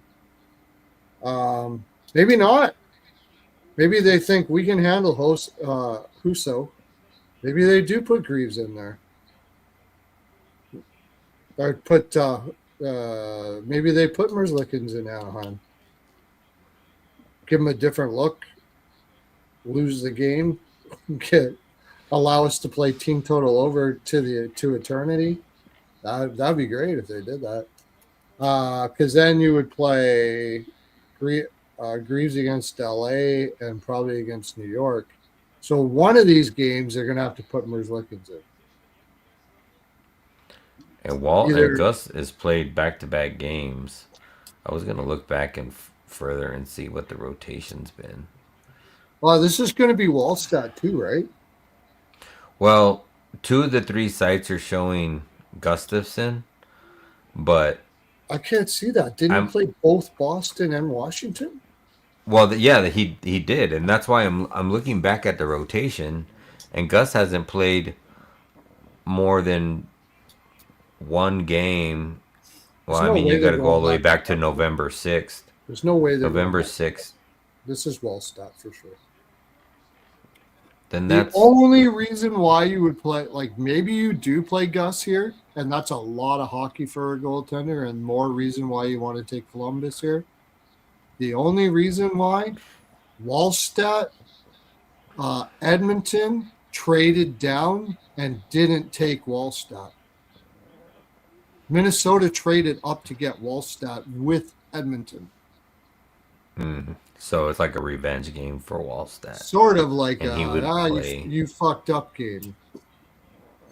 But on the other hand, too, like, how do you feel a goalie is like? Is a goalie better when he's had a longer sitting time, or do you activate him and let him get a game in before he gets a day break, and then play Edmonton, or do you just start him cold turkey? Play him twice. Yeah, you play him twice. That's maybe I could see him playing them twice. Give Gus a two game rest after playing. Yeah, back-to-back games. I don't know. Could be. Yeah. So goaltenders are going to be a big part of this too. Whoever they put in that too. So I'm not gonna probably bet it tonight, but I'm gonna write it out and see what the line looks in the morning and kind of where the sharps have moved it and the public has moved it, and then maybe we can get an early, like if we can get an early likely on one of these goalies, then I can make a better decision on what I want to do. I'd say if it's Merzlikins, like there's no way I'm taking Columbus. Yeah, it's very hard. Money will start coming in on Minnesota. And if it's Wallstat, do you still take Columbus? Lean in it, yeah. I just think it's a flat spot for Minnesota. I'm a spot better. Yeah. It's the reason why I had Utah. So I'm just a spot better. And it's the reason why I have the Devils in this one, and they're up 1-0 right now against the Golden Knights. So because it's a terrible spot for the Golden Knights. The only times I don't do it is when you got ass teams like LA. Oh, I got Glass over shots. Got it. T-shirt over shots. Boom. Those were 2 big bets. Okay. I took those because Eichel wasn't in, and let's move on to the next one. My gosh, we almost spent like 45 minutes on it. Yeah, we're going to have to be speed. We're going to be 4 hours on this thing. I'm going to have to do the video. I'm going to do the video in 1 hour chunks maybe. Chicago, Montreal. Montreal's got to be 192, yeah. 192. Chicago shit the bed against Toronto. Remember what I said about those? Don't bet a team that shits the bed like that. Don't bet a team that shits the bed like that. Montreal's going to win this one. It's just how to bet it. That's all. I don't know how many times I've seen it. A team drops the ball in the third period, like what Pittsburgh did twice in a row. it's a confidence breaker, and they end up losing the next game almost always. It always happens. So All three sites are showing Dobish and Knight. Phillips just been playing pretty good as of late. All right, so Montreal, these two teams have played once.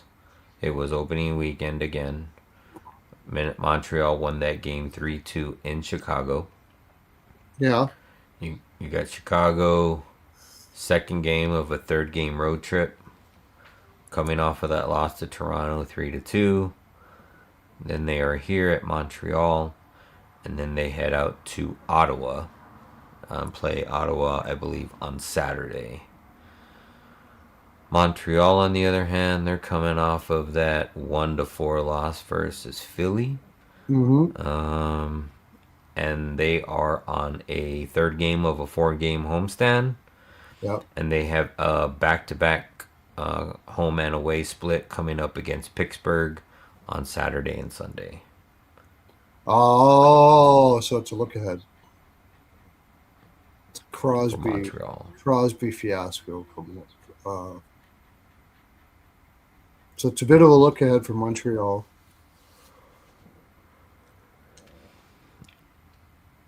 Somewhat of a revenge game for Chicago. A little bit. It was only 3-2, so I don't know.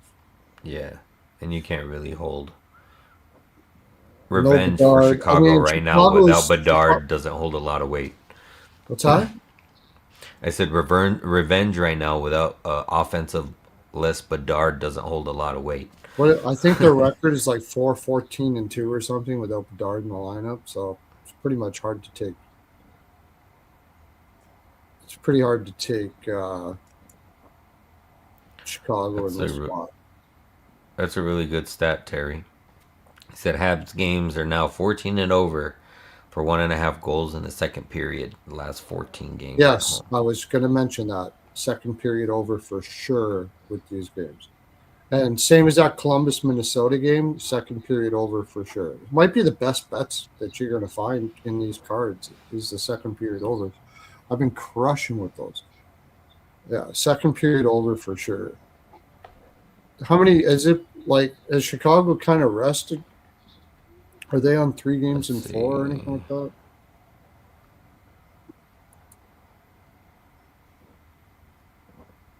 No, they're 3-6, 3 games in 6 nights. Okay.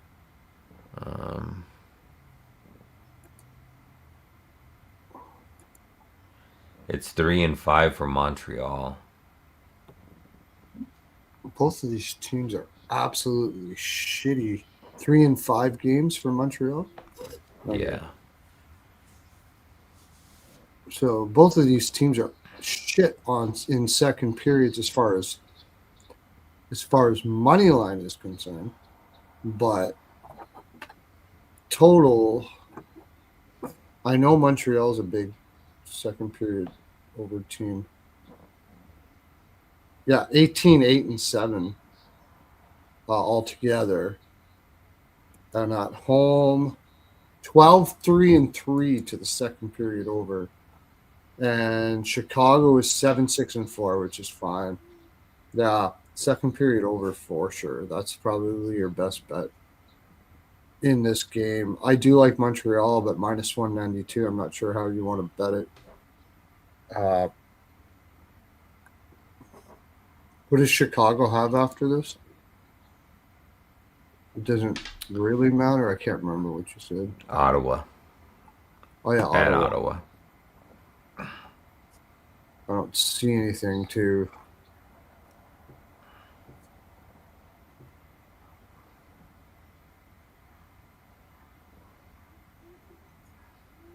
There's nothing that really like excites them that they're playing Ottawa next. This would be the bigger game. Coming off that Toronto loss. I mean, I'm sure they're going to play hard, but yeah. Is there any? Besides Bedard, are there any other injuries for Chicago? I know Montreal's pretty healthy. Nazar Burakovsky. I don't like that line. You got a right-handed center playing with two lefties, and So the left and the winger on the Lezashov, but he didn't play only because he was late to practice or Levshinov. meeting. Levshinov. Oh, really? Yeah. And they got him out. So he It didn't. shows that he's out again. Well, they just list him as day to day, but they'll probably Coaches. activate him in the morning. Is what I'm thinking. Because Yeah, that's kind of how it doesn't really matter. Zabinajad was a couple days ago. Doesn't really matter to me because just this lineup in general is too green on D. It was bound to start fading here. It's a very green D. Louis Crevier has never played in the NHL this much before. He's going to be a good. All these guys are going to be good. Actually, Vlasic is already a very good defenseman. He's excellent defenseman. Probably one of the most underrated defensemen in the league. But Wyatt Kaiser, all of these guys are going to be good, but they're green and they played a lot of hockey. Matt Grizzlick, he's not used to playing. What's he? How many minutes is he playing right now? 16, 20? I guess he played a lot in Pittsburgh, but he shouldn't be in your top four. They just got that defense is getting worn down, and I think Montreal wins this, and Montreal wins it pretty handily. That's my take. That's what I think. I the only thing that has me a little bit worried is the Pittsburgh back to home and home. Pittsburgh home. Terry, I like that stat. I was actually thinking about taking Bertuzzi 3 shots. He had been pretty consistent, but I think with Bedard, like he hasn't covered his last 2 games, but he's 80% versus Montreal, and I think with Bedard being out, he's only got to start shooting. Like his splits, he was slightly better on the road too, I believe. So I could definitely see him getting 3 shots for sure. And like you said, he's gotten 3 goals and 3 assists in the last 8 games versus Habs. I wouldn't be surprised if his point is a playable line. Minus 129 for a point, plus 175 for an assist, and 227 for a goal. Caulfield should be able to do some shit with this defense. I think I would take Caulfield over shots. I would even take Caulfield over 1.5 points. This defense is just he can if you give Caulfield room in the defensive zone to move around and freaking fly around, he's gonna pot a couple for sure. So yeah, I think Caulfield over shots, goal or whatever would be good here.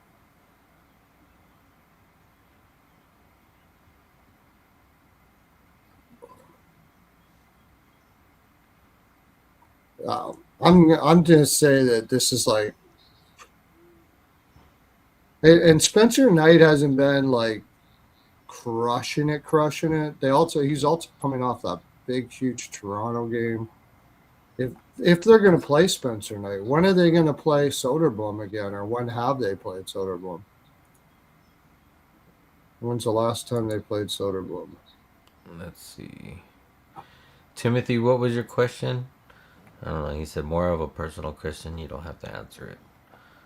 But yeah, thanks for my setup. It was you can probably, if you look at my YouTube channel and go back to the very first like YouTube video I put up like 3 years ago, like this is all just a gray wall. It might have even been white, like it. But you know what? That was all paid by sports books. Took me a while, but sports books paid for it. A little here, a little there. So you were asking about when the last time they were played Soderblom? Yeah. So Soderblom played on the 13th against Detroit 4-0. And it looks like Knight has been playing at least 2 back-to-back games, if not more, Yeah. So this will before be they nice. rotate Soderblom in. Yeah. Soderblom will play in Ottawa. Oh yeah, I And have 3 kids. He was asking if I had kids. Knight is allowed three in the last 2 starts, but one was against St. Louis. That's not very good. And the other one's against Toronto. That's not very good. I think I like Montreal team total over here, but it's Yeah. probably juiced at 3.5. That's the problem.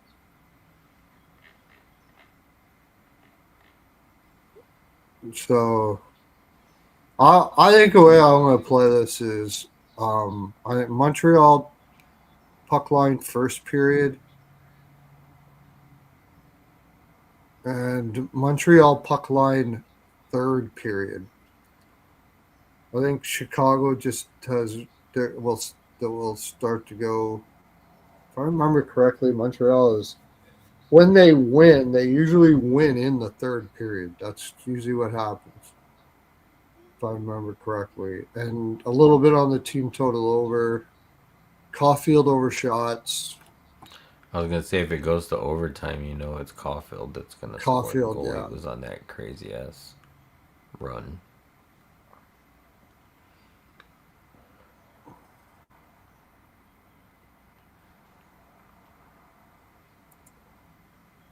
So Caulfield's had a point in 5 straight games versus Chicago.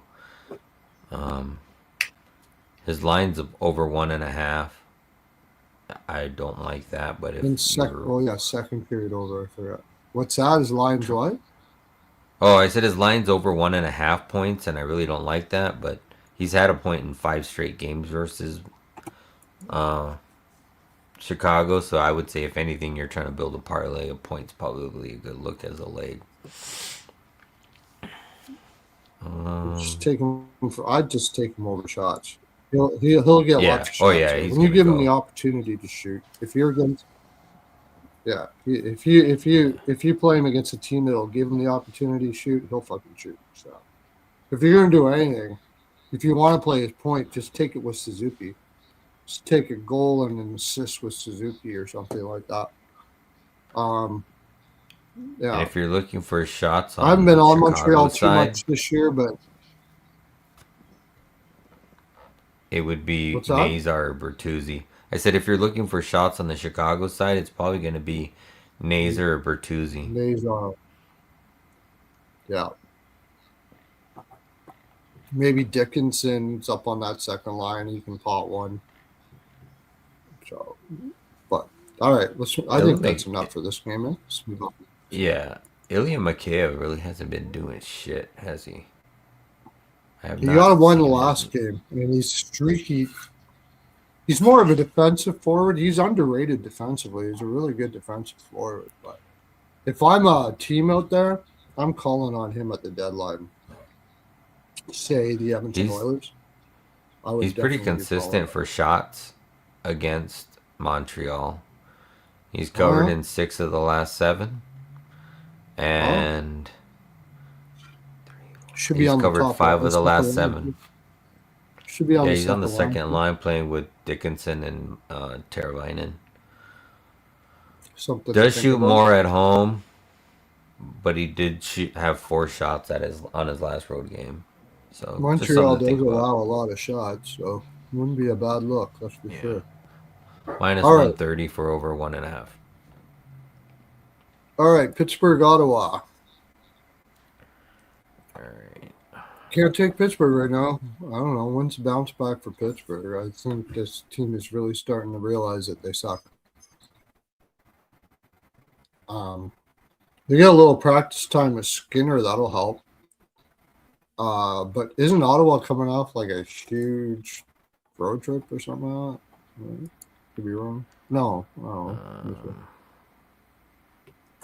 Let me look here.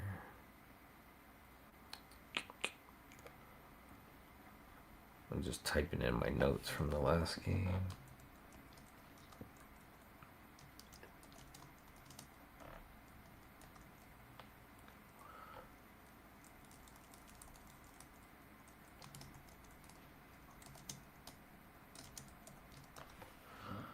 All right. Which game was that? Sorry. That's Pittsburgh, Ottawa. Pittsburgh getting away from home, which is good for them because they just like absolutely got demolished at home. Yeah, and they're better on the road too this year. If I remember correctly. Let me see.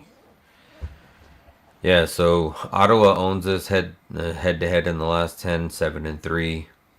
Ottawa's won 7. Ottawa is heavy favorite at home, minus 180. Pittsburgh plus 145 on the road. Pittsburgh first game of a 2-game road trip after being at home for 5 games, losing all 5 games. Probably want to get a win on this first game on a road trip. Feel good about yourself. Just my thought.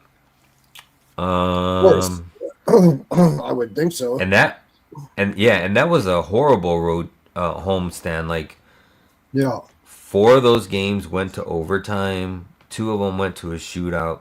You lost to San Jose. All the other ones are pretty decent teams. Well, Utah, depending on what day of the week. And same thing with Edmonton. And they almost beat. I mean, they scored 4 goals on Edmonton. Lost to Dallas in a shootout. Lost to Anaheim in a shootout. Like, those are grind out games, in my opinion. I could see that here. Ottawa. Too. Draw for sure. Ottawa. Yeah, Ottawa, on the other hand, they just beat Winnipeg in overtime.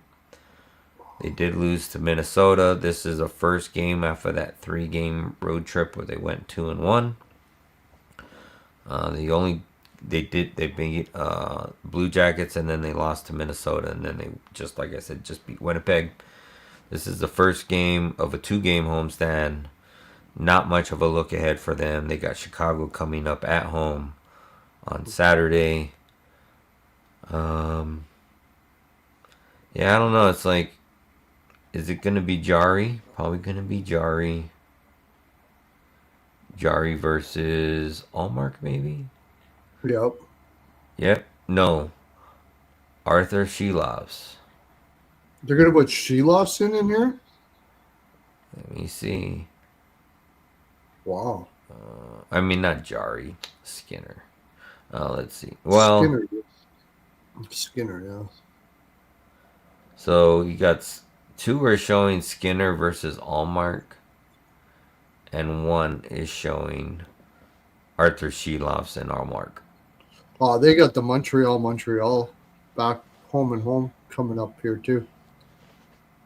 That's after this Ottawa game. Ottawa gets lucky this way a lot because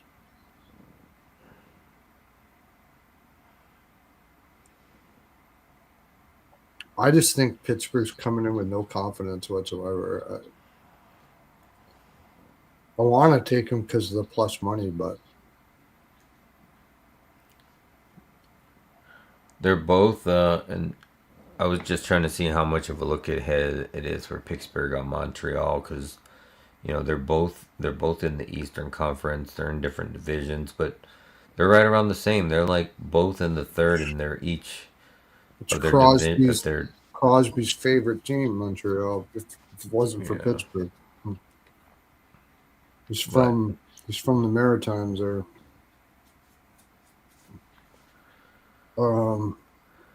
It's hard for me to bet on Ottawa at minus 180. They're fucking playing horrible. That's right. I understand. And they're coming off of a Western road trip, Western road trip. They had 2 days off on it.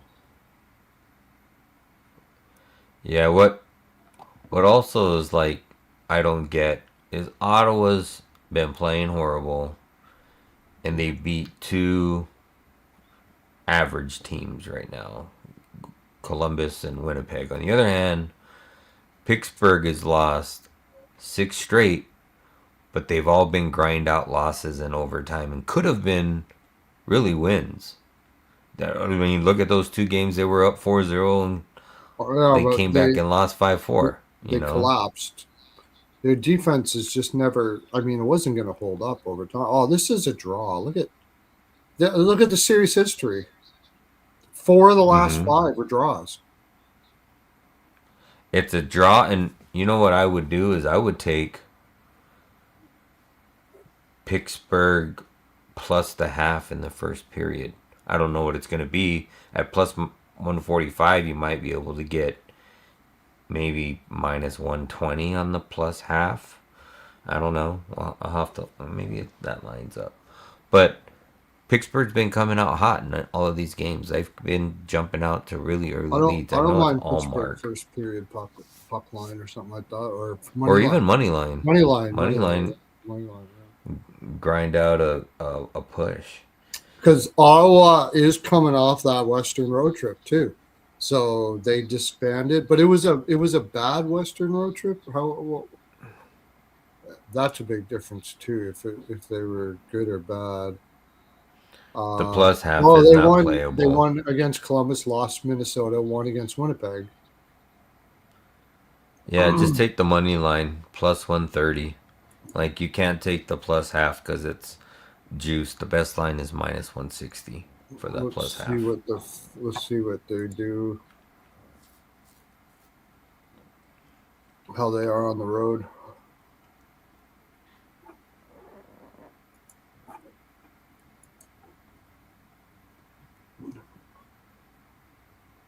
Oh, Timothy said it too. Pittsburgh first goal, maybe. Yeah, Pittsburgh first goal, first period, coming off the road trip. Yeah, absolutely. That's a nice guy's special there. Forgot about that. Definitely going to be taking that. That's probably Yeah, I your best like bet. that. That's probably your best bet in this game. And then Coming off of that Edmonton loss. Ottawa's not good at And home in first periods too. So take Pittsburgh first goal, first period, and take them money line first period. And then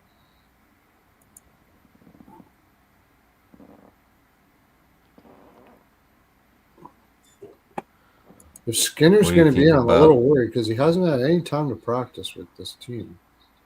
I was gonna say, what do you think about over first period or both teams to score? Probably can That's get good not money bad. on both teams to score. But like I said, I Yeah, really don't like betting first period overs anymore. I don't. but yeah. Look But at I the mean, that would be a good look. jersey.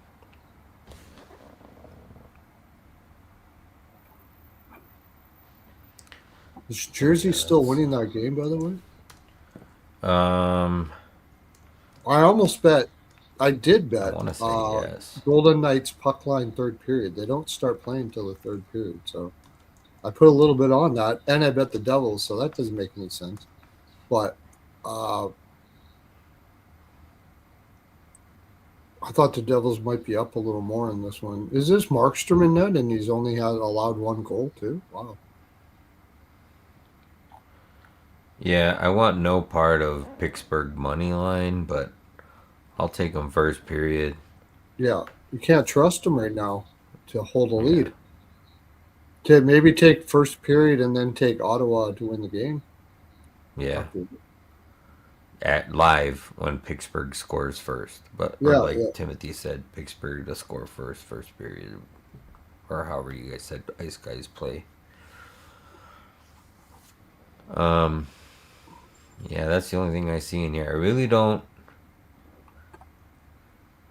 with Allmark. Let me see how Allmark has done versus Allmark's been playing Pittsburgh. better, but overall his season hasn't been good. But he's been playing better as of late. Jeez. So Allmark is 6-0 versus Pittsburgh. Wow. He is 6-0, 2.71 goals allowed, and a 921 save percentage. What's Ottawa's record at home? My gosh, uh they're 3-7-4 to the second period money line, and Pittsburgh is 9-3-3 second period money line. My gosh. I was trying to find a way to bet Ottawa that made sense, and I can't even bet that. Oh, they said it's Jake Allen in net Jake Allen in net for Montreal for the or for for New Jersey. Devils. Oh, New Jersey today. Okay, good. Good thing I did bet Yeah. Pittsburgh. If I bet Jersey to win that game, I don't know if they will, but I bet it last night at plus 160. I was like, that's a bad spot for Vegas. I don't trust New Jersey, but it's a spot. It's a Jersey spot, so I just bet it. Um, Ottawa. Ottawa Senators are a straight under second period team. Pittsburgh is a straight under second period team.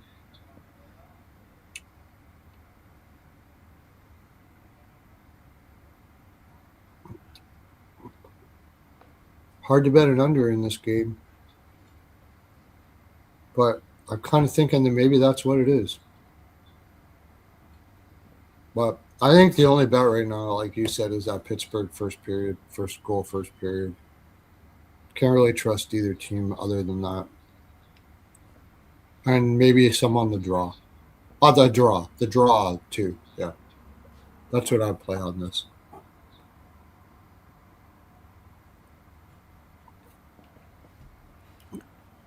Odd bet, but I would also consider draw second period.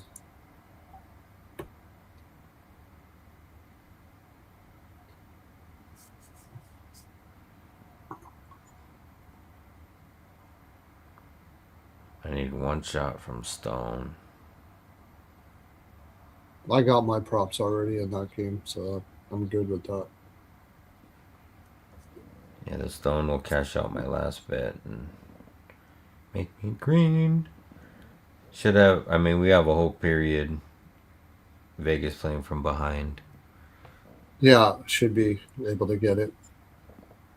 At least it's the game. The game is on my side. Now, whether fate will be on my side, that's a total different question. Yeah. Okay, let's go to the next game. I think we got that one covered. Yeah. As far as We didn't really props, get into props. Uh, I don't really think it's a good prop game. yeah. Brady Kachuk, is he going to hit his stride right away? Like Stutzla over shots, except he's going to be fighting it out with Crosby. So You know who's been pretty hot? I know it's if you're doing a point parlay, I probably like it. But Drake Batherson, he's been pretty hot. He's also had a point in like 7 or 8 in the last 10 games versus Pittsburgh. He was on a point streak there, and he missed last game versus Winnipeg and that game versus Hellebuck. So I could see him getting on another point, but it's too juice to play straight. So using it in a parlay piece. His line mate is oh, I'm taking who is Batherson it? to score a goal. He's from the Crosby area. He's not from. He's from Fort Wayne. He was born in Fort Wayne, but he grew up in right around Crosby. I'm taking him to score a goal. That's a good one, man. And overshots. Nice pick. Nice take there. I like that. Batherson score a goal and overshots. Where's still in Cousins from? I think we might have a That's couple his guys line from mate. that area. I think we might have a couple guys from that area here. Just a minute. Yeah, I like Oh Cousins. I wow, also like Stutzla, but Cousins would be good as a line mate because he plays on the same line as him on the second line, and then he also plays in the first line power play, which they both play. So double the chance there. yeah. Ottawa's been struggling without Shabbat. It's big loss. Big loss. But that one I like. Batherson over shots or a goal for Batherson. Uh, yeah, definitely like that. All right, Tim. Thanks for tuning in, man. Good chatting with you. Yeah. Lots of good info. Yeah, I brought in a lot of good stuff. I'll send you a nice little Hymes gift package there, my friend. Be waiting for it. Hernandez is going to fly over there tonight or drive the Pearlo copter. Pearlo copter starting to get just got over 1.2 million kilometers there yesterday. So gotta start looking at maybe a new Pearlo copter coming up here right away. Be looking out for that. Justin Brazo for Pittsburgh has been scoring a lot. That would be probably pretty good. Kindle was going over the shots like crazy, but he slowed down for some reason. He did. I don't know why. Yeah, well, I don't know. But that's the only guy, and then Crosby over shots or something like that. But all right, let's move on to the next one. Oh, you know who's been hot is Eric Carlson for a point. He's like on a 5 or 6 game point streak. Oh, and it's our Carlson Ottawa connection. Forgot about that. Nice. Yeah. There's still talk about Carlson getting traded back to Ottawa. I could see it. All right, so Tampa Bay versus the Kings. Tampa Bay's going to just fucking annihilate them. -1 puck line, everything. Right now, I'm betting the LA Kings like they are the worst team in the league. So if you're getting this should be probably -250. This is a good price for Tampa Bay. Coming off the Florida loss, I know their defense is banged up. All that kind of shit like that. But they're going to take no mercy on this Kings team. Like, they need a win. They're at home right now. They just lost to Florida. They're pissed off. Fucking no goaltender for LA. Team total over Tampa Bay. Kucherov over 1.5 points. Just fucking crush it. LA is just a piece of shit. And if they don't fire that coach, I swear to God, I'm going to you got to send somebody in and you got to send some investigators in to, because I think there's I think there's a child trafficking ring going on in LA or some fucking thing here with these guys, because they are clueless. They don't know how to run a fucking team. Yet nobody gets fired. Luke Robitaille, have you seen him? He's just getting fatter and fatter every fucking day. He's probably just coked up all the shit. There's something going on there, man. There's no way these guys keep their job, except for Blake. They had to get rid of Blake. But there's something going on. There's just Lightning everything. Lightning first period puck line, Lightning second period puck line, Lightning team total over. Just crush. That's all I got to say about that. Whatever you want to do. Yeah. I'm not taking -190. I could 4 of the last 10 have went to overtime. But yeah, I think Tampa Bay rolls here. You got Phoenix, Coplay, however you want to say it. They're on a back-to-back, LA too. Right? Yes, yeah. So it's not Forsberg because they played Forsberg. They played Forsberg tonight. So Lightning 2 over 1.5 team total first period. Boom, boom. Goal in first 10 minutes. Fucking spank the fucking shit out of this team. I'd probably play in reg or maybe the -1. -1 I don't know for if sure. I don't know if I like the -1.5, but why not? Tampa Bay usually wins by the puck line. They're one of the best puck line teams out there. They do. I was just looking back at their wins in the last 10 versus Francois got a -2. LA, and they kind of keep them.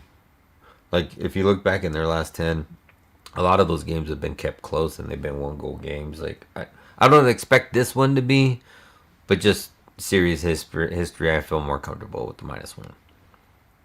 Yeah. Yeah, I'm Po Body's Nerfed. I'm pretty sure they're watching now, and I'll probably get a lawsuit in the morning, but I'm sure Hiller and the gang are listening in right now. No doubt about it. But I mean, yeah, it's baseless and defamatory. Absolutely no doubt about it. But I'm talking about the only thing that can come to my mind how that group is still fucking together there. That is Oh, unbelievable. Rico. How Rico loves Hillary. Tampa. Yeah, I bet. That's what he said. He put a little palm tree up with a little heart. That's got to be Tampa. Yeah. And he's in Mexico right now, working on the Oh yeah, that too. working on the new Hymes division. Got the office up and everything like that. I was wondering why. I was wondering why we were having record numbers of Hymes going out to Hiller this year too. So that again, I'm not saying. I'm just saying. I'm just saying. I'm not saying. I'm just saying. Something's fucking wrong there, man. I don't know. There's can't possibly be a look ahead spot that matters here for Tampa Bay. Uh,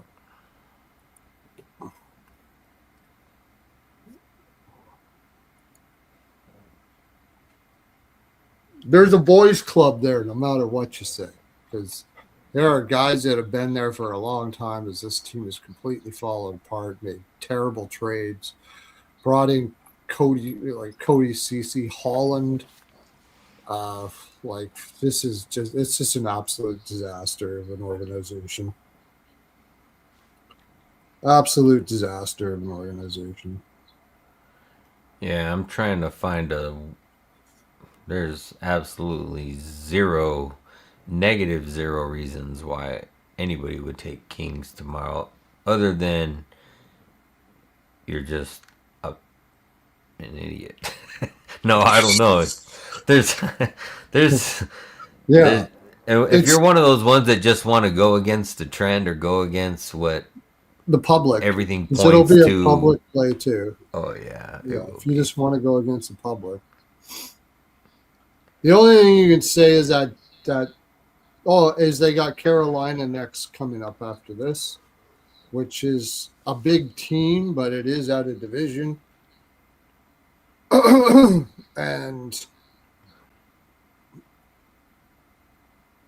LA is like they go home after this, and it's been a really crappy road trip. And you could, you figure you're going to go balls out in this game if you can. That would be about it. And if it wasn't LA, I would consider that. If it was another team other than LA, I would consider that. But coming off that Tampa Bay loss, I just I can't get my head around taking anything other than Tampa Bay. I could see the over because you got still Johansson in there, right? And he has played Yeah. better, but I mean, I would play. It's a 5.5. I like the over, but mostly all Uh, Eagles. get this on RotoWire. It's showing it's Vasilevsky. Oh my god. Then you Hagel just looks like he's out though. Hagel out. Let's see. Hagel looks like he's out though. Yeah, it's showing him day to day. Let me see what it is. Hagel exited Monday's loss to the Panthers in the third period. Head coach Cooper didn't provide an update. Doesn't seem to be partially serious, but the Lightning will see how he feels on ahead of Thursday's game, and will be more than likely a game time decision on determining his status. So It's Tampa Bay had a few days. No, they haven't even had a few days off. Yeah, one way or another, they're. I mean, now that Hagel's out, you're going to have to put.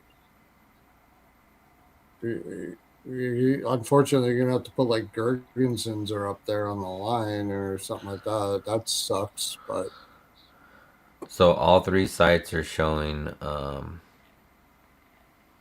Vasilevsky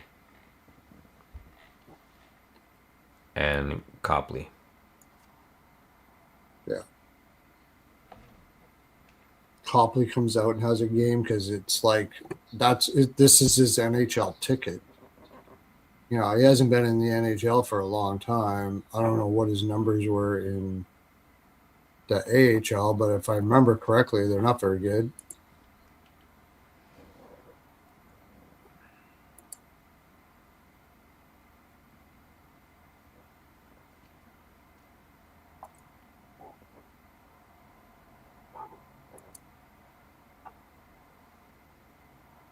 I think he gets shelled. I mean, if you think he can stop pucks, on paper, LA's got the better team right now. Their top nine, I mean, is better than Tampa Bay's top nine, and their defense is better than Tampa Bay's defense.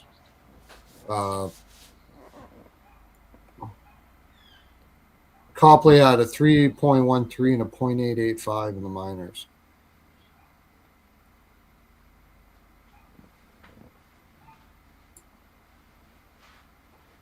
I feel like this is a Kucherov 2-point game. Yeah, that I would definitely take. Kucherov for 2 points. 6 of last 7. Okay, Fiala over shots. I could go with that. I mean, LA should be playing as hard as they can here, but 3 games in 4 nights back to back. Just play a tough one against Florida. Tampa Bay coming in angry. Just feels like they're going to roast. Talk about roast. Ass toast for a goal, of course. And don't forget why do I forget his name all of a sudden? Darren Radish. Radish for an assist, goal, whatever. Over 1.5 points even. I do like the over in this game, even if Vasilevsky's in. I do like the over.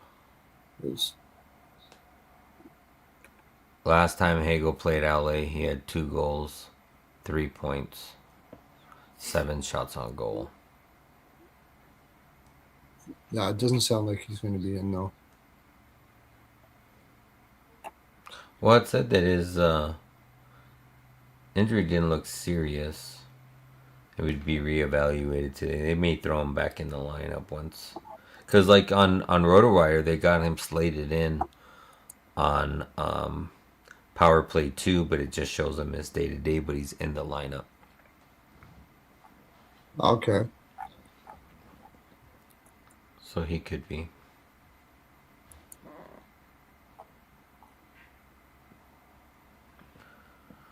Yeah, I like Tampa in this spot.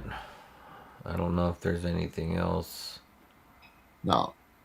I'm taking them team total over and everything there. Maybe like I said, Kucherov 2 points. If LA wins, they win, but there's no way I can play them. No. I like Fiala, like Popbuddy said. We'll see about that.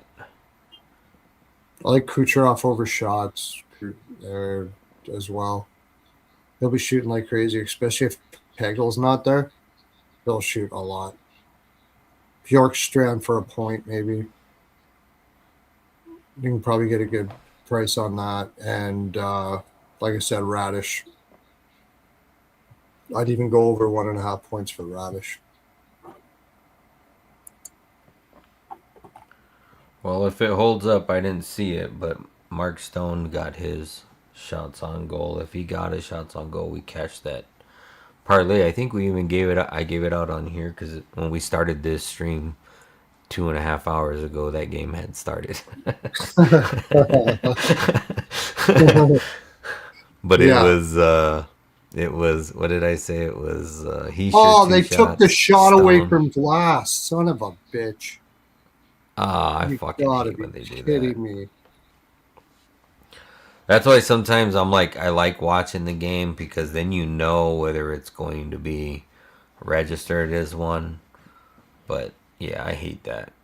I like when it works in your favor though. Sometimes I've had ones where games ended and they added one or they added one on a save prop, and I've covered the save prop late. I think that actually happened when we were on a live together, and we both took that prop and they gave us like one after the fact or some shit like that. But yeah, 9 minutes left and they're down 1. It's not likely he's getting it, but fuck. At least I had Heischer anyways. Well, that's right. Cody Glass plays for Devils now, right? Yeah. And he was drafted by Vegas. He was I drafted was by still Vegas. thinking. Every time I hear that name, I just think Panthers. Or not Panthers, Predators. That's where he played, right? Yeah, he He came played from there the too. Predators. Got traded to Preds, yeah. Yeah, I think that's pretty much we got that. So we'll go to the next game now. Yeah.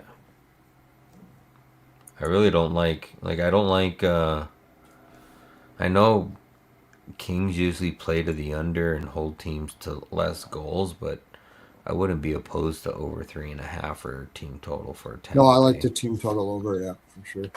With Copley in that, absolutely. Yeah. Yeah, I mean, you could, if you're not going to get there with him, you're definitely going to get there on an open net. Because I Yeah, expect him to be ahead. yeah. I mean, Copley could have a huge game because you got to remember it's his meal ticket right now. He's got something to prove. He played in Washington. He hasn't played in the show for a long time, and maybe he plays out of his head as possible. But I I like think that. I like what Terry Ray Vegas said. I'd even take it a step further and say Vegas no goals in the first period. But he said Kings are 12-1 to the no score in the first 10. So no gift. okay. But I would take it even a step further and just say they don't score in the first period, especially if it's Vasilevsky. Like I know he hasn't played in a while, but That's the only thing that concerns me is Bask isn't the greatest cold goalie. That's the other reason why I like the over here. He's not the best cold goalie coming in cold. I've been burnt by that before. I'm tempted to take because I think it's going to be a low number because they think he's going to get lit up. But I think Copley will put out a good show here. I'm tempted to take Copley over saves if it's a low number. And I still think Tampa Bay scores a shit ton on them, but I think they're going to be throwing a lot of rubber at LA no matter well, what. I think you put them in because they're not. I mean, I think you play it regardless because they're not going to pull them. It was They're Forsberg not today. likely going to pull him. Yeah, no, They're not going to put first Forsberg back in. I yeah. mean, other than an injury, that would be the only way I see them putting in Forsberg, unless he's getting completely annihilated. But that would be no. I see him riding them out just because they're on a back to back, and they already have no Kemper, so Yeah, they would have to put Forsberg back in again. yeah. And he already just played the night before, so it's not likely. So the only thing that would happen is if Tampa Bay scores like huge right away, then they don't even bother shoot anymore. That's the problem. Yeah. That's the problem. All right, go to the next game. Toronto, Washington. My gosh, just call it a draw. Uh, Washington is. I think Washington was in. I don't. We don't give a fuck mode on that road trip, and maybe they're gonna have a really good one here at home. They should be up for this game. It's everybody wants to beat Toronto, which is what makes it tough for Toronto. Feels like Ovechkin scores in this game. Uh, Still looking at Hill to be right. I think so. Let me.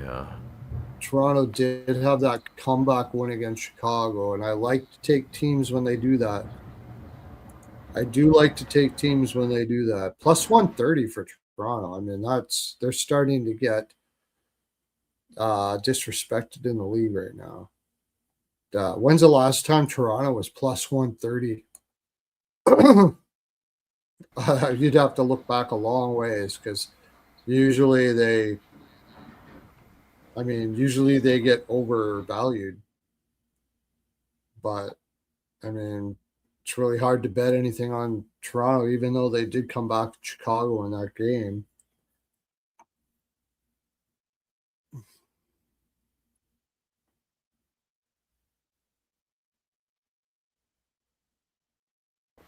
So all three sites are showing Wall and Thompson. Oh, Wall's back. Right. Wall's back. Yeah, it's got to be an under. Toronto hasn't been scoring with the damn. They've been playing some sort of defense. Uh, Like at first thought, I think I would think I want to take Thompson saves, but like they had that firm talking to before the game of the last game, and they didn't produce for shit. Like, and no. I was thinking that they were gonna come out here, 15 shots in the first period, put up Yeah, 35, and at least exactly. give some type of offensive effort. And if you Right. lose, you lose. But no, they came out here like they were fucking, Chicago Wolves. I wouldn't even say the Chicago Wolves because the Chicago Wolves play better than they fucking do. Yeah. They didn't win that game against Chicago. Chicago lost it too. So Yeah. that's the thing. Yeah. I mean, I really would love to take a shot at Toronto. Because Washington has been playing, and they're coming off of a road trip, but they're coming off of an awful road trip, like absolutely awful. They were crap against Minnesota. They were more crap against Winnipeg. Like it's like they didn't give a shit about that road trip at all, and they do that sometimes.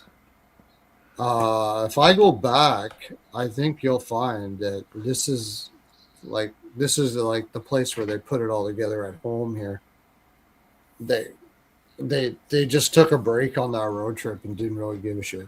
Which I don't blame them. You're going to like two freezing cold tundra road trip game, against Winnipeg. Yeah. It's like you had a bunch of days off. Obviously, they must have did nothing on those days off. They had no jump at all in Winnipeg, and then they go into Minnesota and they didn't really play all that much better. But I want to take Toronto because of the price. Minus 155. But Yeah, I just, Francis, that's correct. Wall played against Chicago. yeah. So Terry Vegas said Caps game's gift is 11-2 at home. Goal in first 10. Okay. Do Yeah. that. It's hard to see it with those two goalies, but I mean, if the trend's the trend. Yeah. It would almost think Toronto would be the one that scored the first goal if you believe they're going to come out hard for some reason. Uh, the Yeah. only thing is that win against Chicago, even though they didn't deserve it, I don't like going against teams that have comeback wins like that. I just don't trust Toronto right now. Yeah.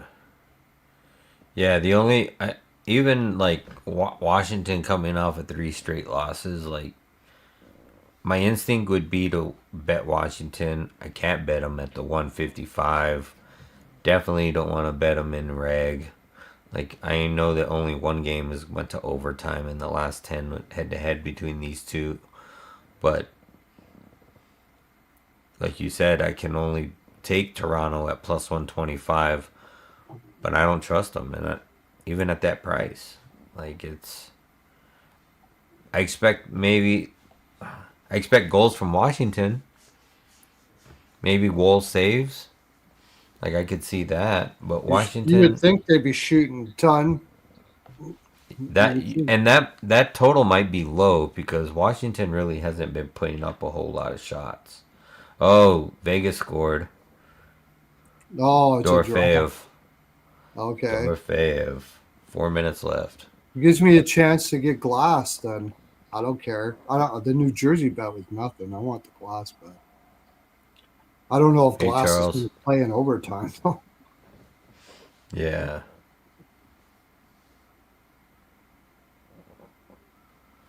Toronto has But owned yeah. them. They won the last Yeah. three, and they this. Oh no, Well, no, Washington. Washington's owned them. Yeah. Yeah, Or at least and won they. the last three. It's a revenge game, but I mean, Washington Yeah, it's beat one them of in those. Toronto. It It's feels one a of lot. those games on how much does the revenge hold, right? It's like, Yeah, November 8th, beat them in Washington. Now they're going back in. The question is like, do you trust the character of Toronto? And I don't. And yeah, I don't. That's why it's like, Matthews has got a back problem. Uh, JD said that on the betcast, right? yeah. And I mean, Ooh. when you lose 5-1, 5-0,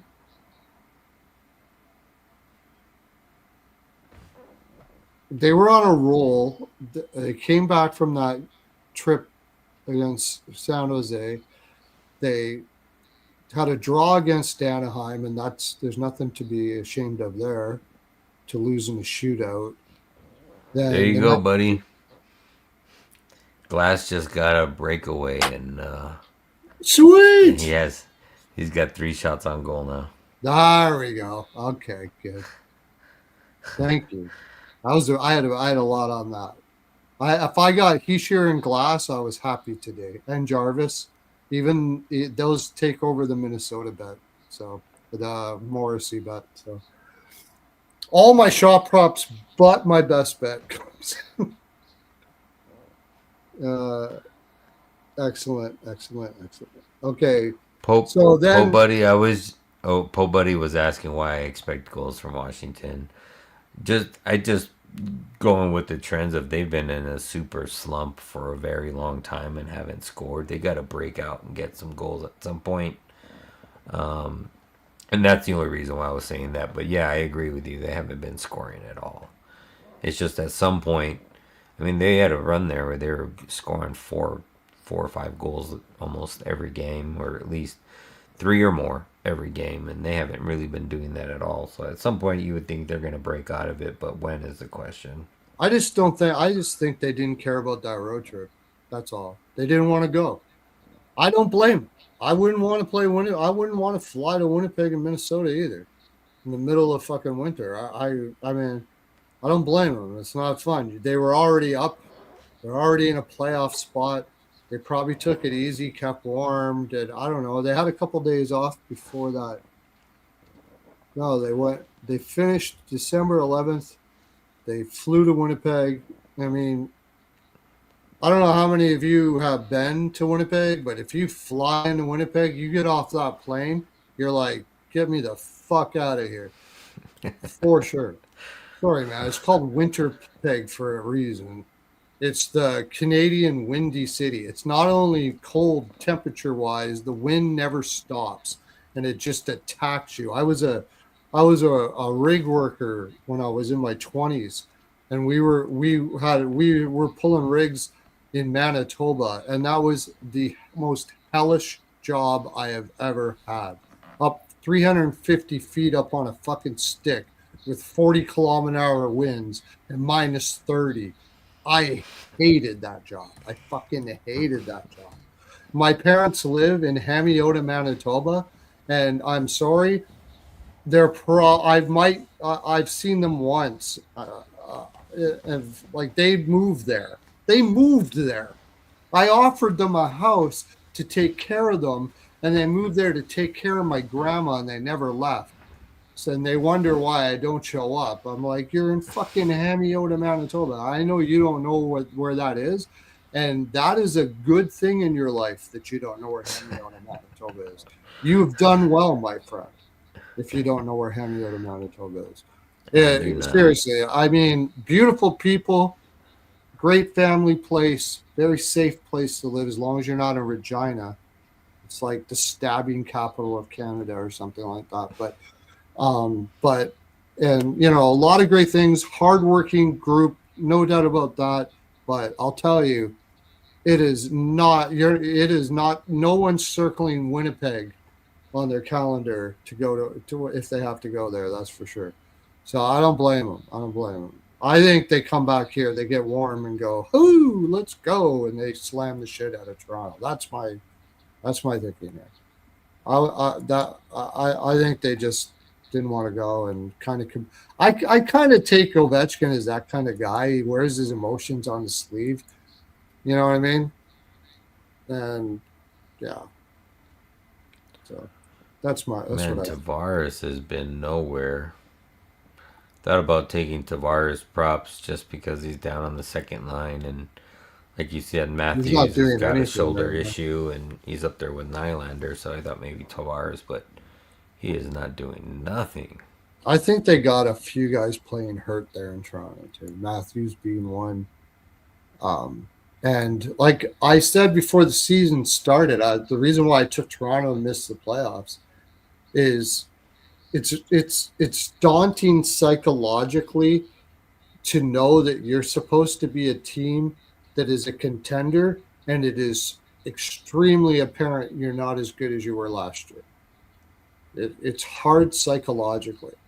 On paper, they're not a bad team, but you look around that room and you know we're not a contender this year. It's hard to get up for games.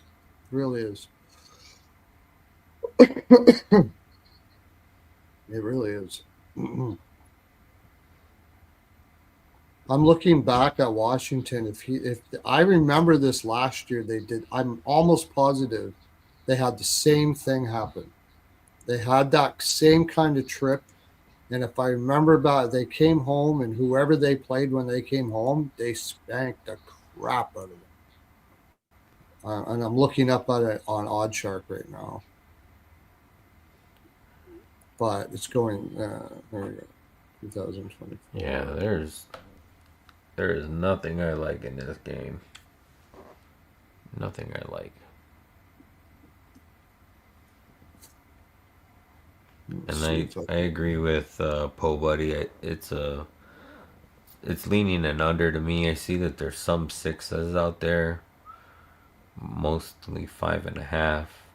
Yeah, I like the I under. If you got a could 6, I see would the take under, the under too. but Yeah, I would I don't. take Toronto team total under. I just don't think they're scoring in this one. I don't like it for props. I don't even necessarily know that, or if I like it for shots. Like I would think maybe this might be one of those good ones where you take a game total under shots or a game total, maybe a team total under shots. Yeah, or you could even take player total undershots. That too. Matthews undershots, something like that. Nylander undershots. He's sick like constantly all the time because he's sick of his coach. Oh, actually, you know what? They had. I was wrong. It was the exact opposite. March, but that was in March. It's getting late March. It's still cold. They went to Winnipeg, lost 3-2. Minnesota lost 4-2. Well, but they came home on an island game. That was a bad spot. Buffalo beat them 8-5. But they were going right on the road again to Boston and Carolina. What a horrible spot that was. Jeez. They're staying home after this one, right? That was at Yeah, the I end don't. of the that was at the end of the year too, after Ovechkin had already got his goals and shit. So that really isn't a good example. But I really play Washington. I mean, uh, This is what I said about those other games. I said that about the Oilers game yesterday. I said that about the Oilers game yesterday, and I said that about the Anaheim game yesterday. It's like I really didn't have a lean because I like Blue Jackets on against Anaheim, but really wanted to take Anaheim, so I just said popcorn game. Like I'm not gonna have anything on this game. Just sit back and watch it. yeah, I always try to find something, but I really I lean Washington. I just don't know exactly how to bet it. Yeah, Oh, I know how to bet it. I know how to bet it. Washington second period money line or puck line, 9-5-2 at home on second periods, and I could see them getting their shit together by the second period. There, I just think Toronto's a falling. Is Toronto's just falling. The fact that they beat Chicago doesn't really. That's about the best I can say about this game. All Charles right. said John Carlson assist or point. I like that. I was actually looking at Tom Wilson, thinking the same thing, but to Tom what Wilson should Old have Buddy his said, way with that defense. Yeah. yeah, they haven't been scoring. So I think we have a 10 game slate. I'm probably not going to have anything in this Yeah, let's game. go to the next one. We're getting close. We only got a couple left, right? Philly Buffalo. Philly coming in fat off that Montreal win. Buffalo coming off that long road trip, right? They just beat Seattle. I know what the Ice Guys are going to be doing. Philadelphia first goal, first period in this one.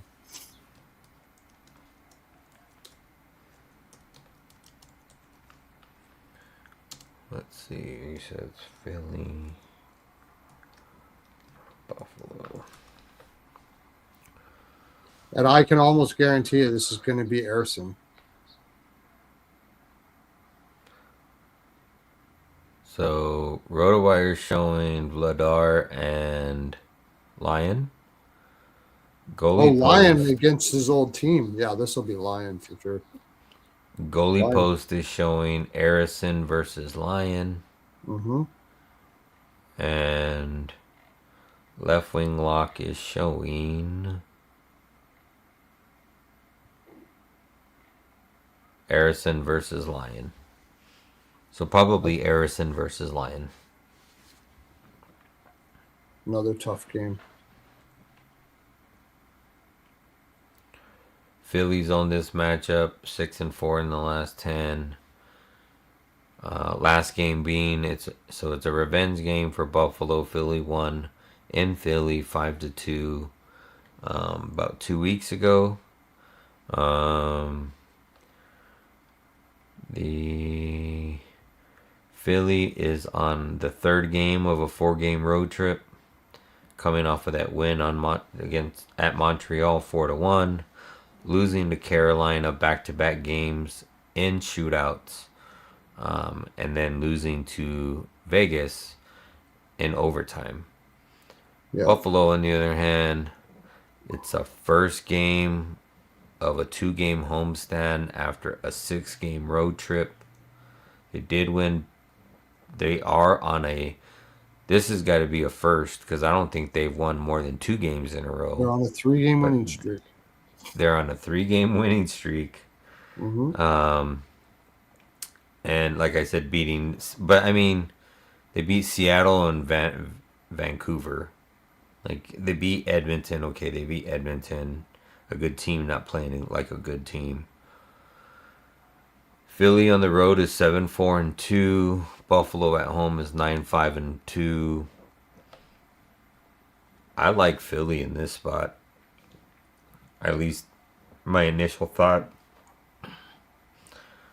I know Buffalo's won 3 straight. They just Buffalo's don't had keep 3 that days up. off after that too.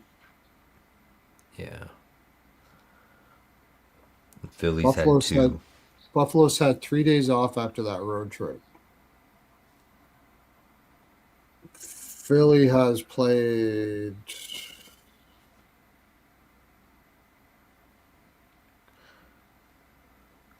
Vegas going on the power play in OT. Okay. I already got everything in that game. Jersey would be fine. Yeah, me too.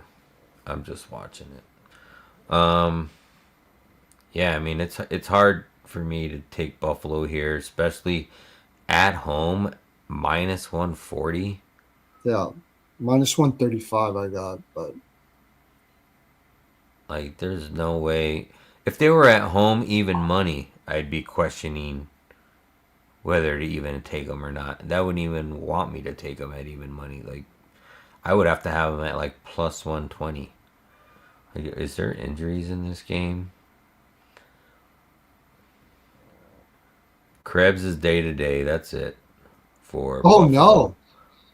Oh my gosh! They gave the reach around King. Holy shit! He got an assist the last game, so they gave him a couple days off to hang out in Speedo and get get his Buffalo Speedo on and bounce around with Adams. Maybe he's taking Adams somewhere out for special for getting fired. Probably They that's what's. probably they probably brought fucking David Hasselhoff out of retirement to go fucking hang out with him on the beach, matching red speedos. Yeah, he's got the Buffalo. He's got the Buffalo Speedo going on. Yeah, he's servicing Adams on his way out. Sure, no doubt about it. Yeah, absolutely. That's Um, good information, Ryan. Buffalo has that new GM in the building. yeah, So I mean, but how much do they fucking really show up for him? They can't even show I up for got a funny themselves. feeling about Buffalo. That's why I took him the last game too. I said I feel like Buffalo's going to go on a run here. I really do. I don't think I can't minus 135 is tough to bet them, but I just feel like it. It's in my gut. It's and to say that about Buffalo is something. Philadelphia does have the Rangers after this, which is a much bigger game. It is a look ahead spot for Oh, Philadelphia. you know what, Terry Ray, I absolutely love that. I've been playing Connect Me every which way, shape, or form, but that Jonathan Davis special with Zegras and Konechny point Yeah, parlay, that's gonna be that's what I'm gonna bet in this game, or at least that's what I'm gonna look at. I do see goals in this game over I think six. so too. I think so too. Erickson and net Buffalo's got to be able to score on him. The question is how does Buffalo come out after that 3 day trip? Uh, because they're coming in fat for sure, right? Yeah, So Philadelphia, they've had 3 days off after that road trip. Their manager gets fired, and I like that Noah Osland kid. He's been hot. Um, they got Norris down. See, look at their line now.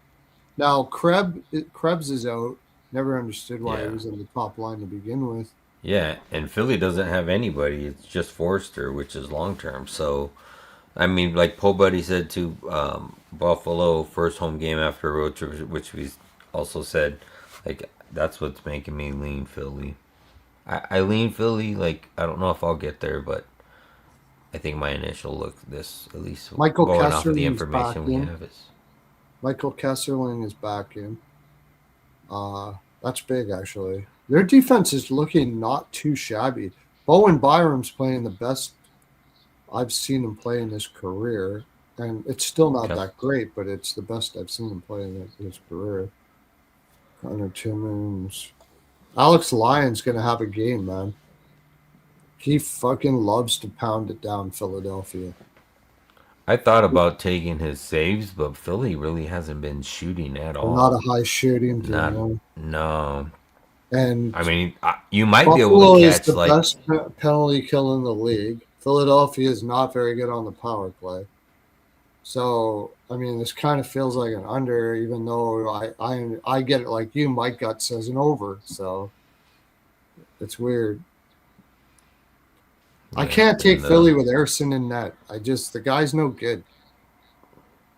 He's not a good goaltender. That's the problem. Yeah. give This is me probably a give live me thing. give me Philly team total over 3. That takes the Harrison question out of your. Yeah, but it doesn't take the Lion always plays killer against Philly out of the Oh equation. yeah, I guess. But what's Lion like right now?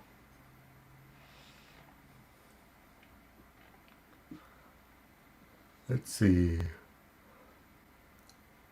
3.35 goals allowed and a 900 save percentage.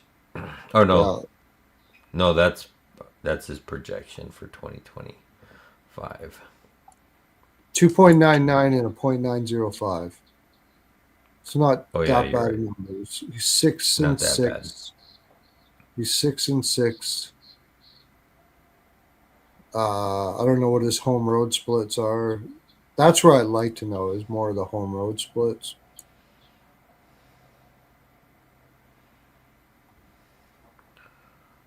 We got a shootout in Vegas. I'm really gonna try to catch their Mammoth play Vegas like in I want to say it's in March or April in Vegas. I really want to go to T-Mobile Arena and catch a game there of Utah and Vegas. That'd be a good game to go to. Might I be was saying pointless. today, I don't know why I should have took Utah as my best bet because I really liked them because that was a terrible spot for Detroit.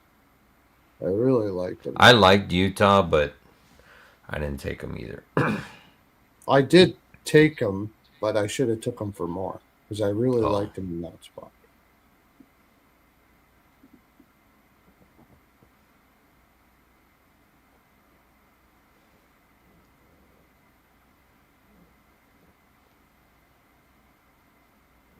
What was I looking at here? Buffalo, so Philly. Po Buddy. I think neither, but Pearlo thinks that Lion may be able to step up for this game, but I we do. were both initially saying over as well. Kind of both ways. But at a flat six, I like the over. Probably get it 5.5 if you can get it. Maybe. I mean, it's not my favorite, but second period Yeah, away. that 5.5 maybe. Philadelphia is Oh, 10-3-0 to the second period over, and Buffalo is 5-5-6. I don't mind the second period over in this game. Yeah, I think Buffalo might be a little light coming in. I could see because 3 days off, the road trip, and all that stuff like that. It might take a while to get their mojo going. Philadelphia's coming on a high after that Montreal win. It's a weird game where I would take like Philadelphia first period and then Buffalo to come back after that. That's weird. That's it's weird that way.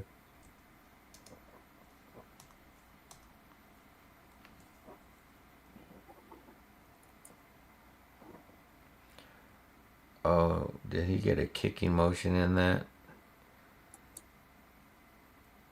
They're saying he did a kick. Jersey wins. There we go. I got Jersey too. I even got the Jersey.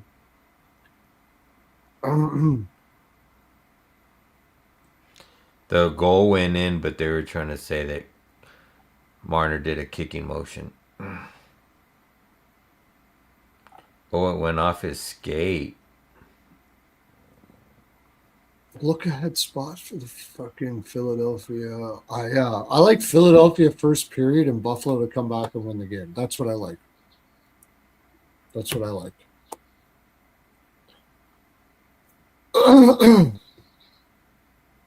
First goal, first period. Yeah. Buffalo to come back and win the game. I just don't trust Darrison. I think Buffalo will wake up after a while. I don't mind Buffalo team total over 3 with Harrison in that. I don't mind it at all. I don't mind it. Yeah, Terry, I said the same thing. It's the first time all season they've won 3 games in a row, but um, yeah, it could be. But like Pearlo thinks they're gonna go on a run. That could I happen just too got a as well. feeling they're going on a run right now. They're getting. They got their mojo going. I just feels like that to me. There's goodness in that group. There's positive energy. Doan has brought a lot. They've the culture change. It's a reason why Kekalainen was hired and Adams was fired because Kekalainen's brought a different energy in that, and he did it in Columbus too.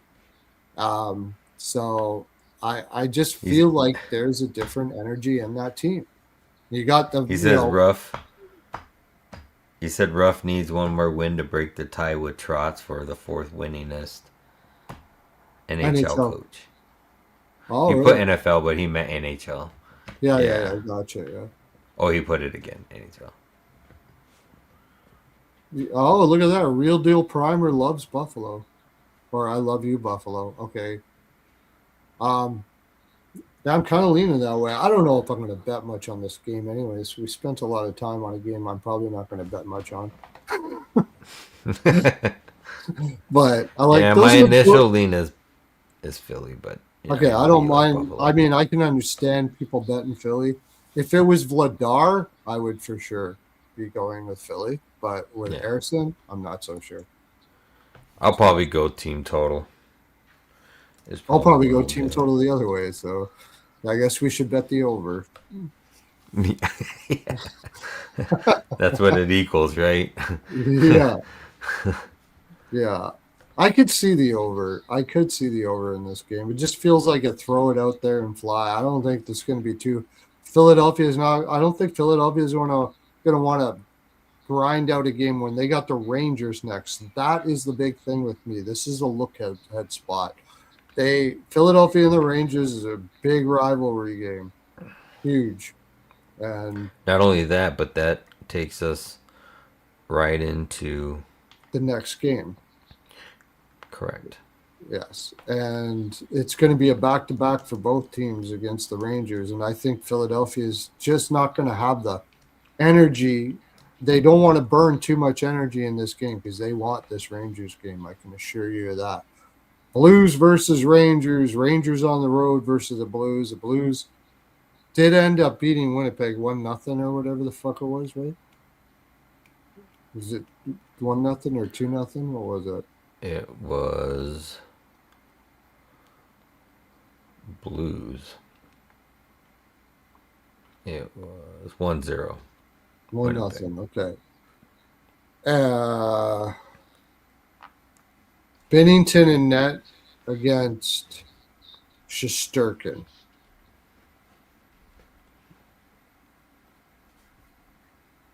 Rangers are a better road team.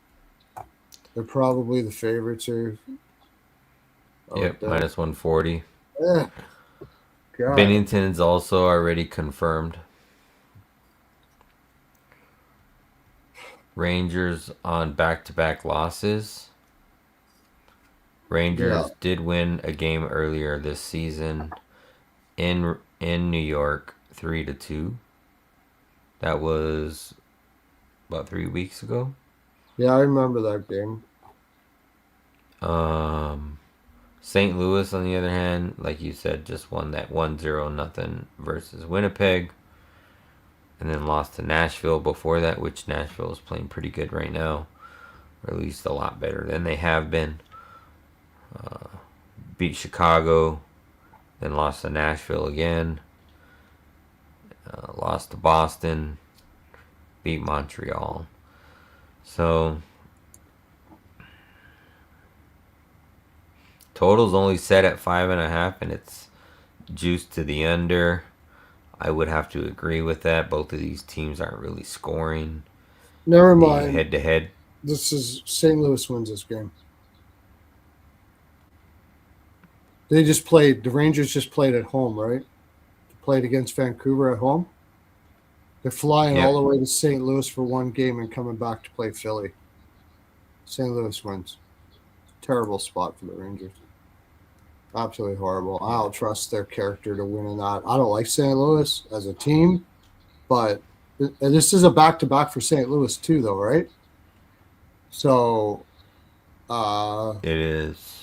it's a back to back at home. Bennington sucks, but the Rangers aren't going to get very many shots in this game.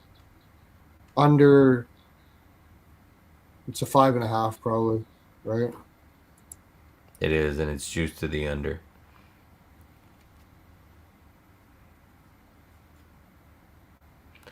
Like I agree. I don't think it's gonna be a high scoring game at all. This is going to be quick in that. They're not going to I put. thought about that too. This is going to be quick. Quick Quick because game, quick travel spot, quick game. quick game. Yeah. Let's see. When was the last game Quick played? No, Quick just played. He played Yeah, that I know. Vancouver game. Oh, but put them Oh, in back to back. no shit. What are you going to do here? You played him against Vancouver. They're going to put Sturk in here and then make. He's got to play again somewhere here.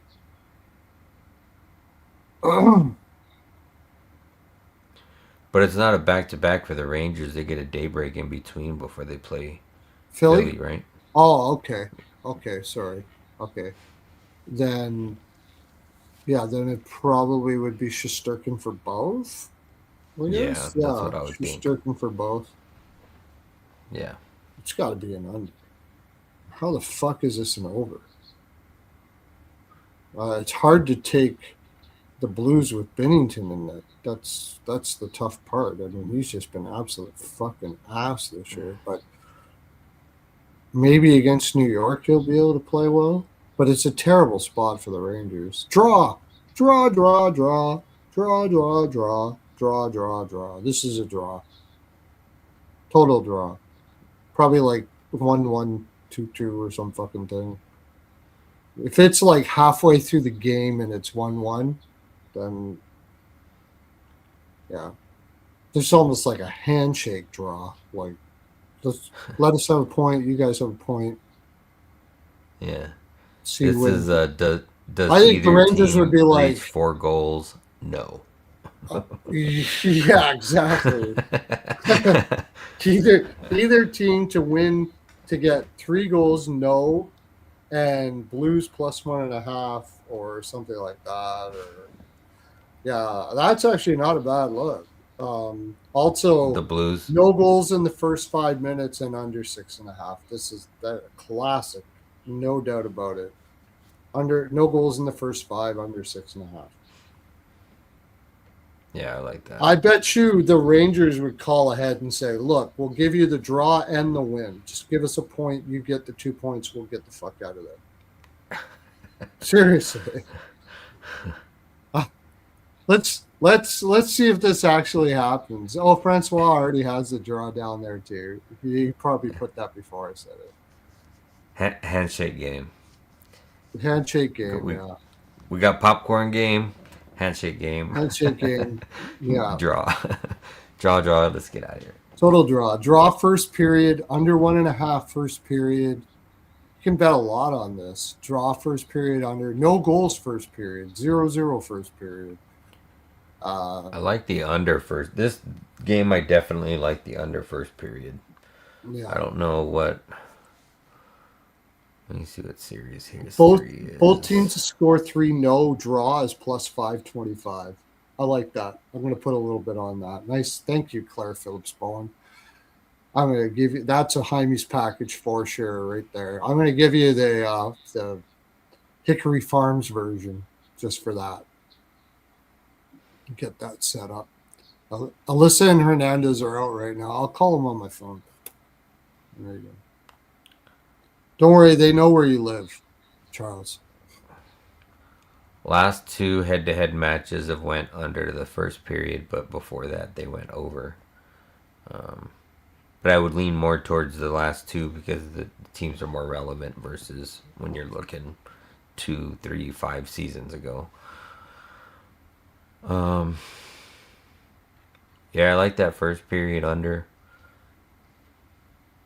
I would even be as far as taking it to St. Louis to not score a goal in the first period. You know, they're dealing with the other injuries too with Holloway, and you still got Kyrie's long term. Like, I know they still got weapons with Dvorsky. I mean, not Dvorsky, but Buchnevich. You know, Mr. Smooth, Rob Dvorsky's been playing Thomas. better. I had him over shots today. I'm probably going to take him again. He was plus 110. He's been going over shots every game. So. But yeah, under first 5 or under first period, St. Louis team total under first period. What's the price? Probably minus 120 or something like that. Minus 125. Let me see. Might be juiced to even minus 130, to tell you the honest truth.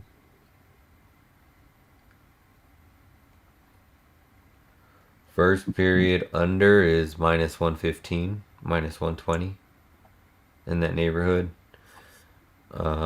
First period The only bad part about it is they're both over first period heavy teams. St. Louis is Oh, 12 they 6 are. to the over first period at home. Yeah. St. Louis is Uh, 12 6 over to the first period at home. And Rangers are just a little 10 8 last 10. yeah, St. Louis to not score a goal in the first period is plus money. It's like plus Uh, 102. And then minus 140 for them to score a goal. Still like it. just don't like the trend part of it, but it's Yeah. contextually it feels like that. Um,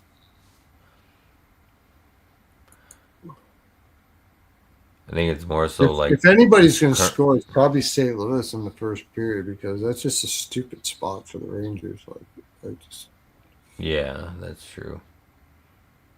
oh wait a second, might have something here. Nope. Who the fuck is Jesus that guy? Christ! How the hell is St. Stenberg. Louis New York Rangers second? How the hell is second is St. Louis all this over stuff?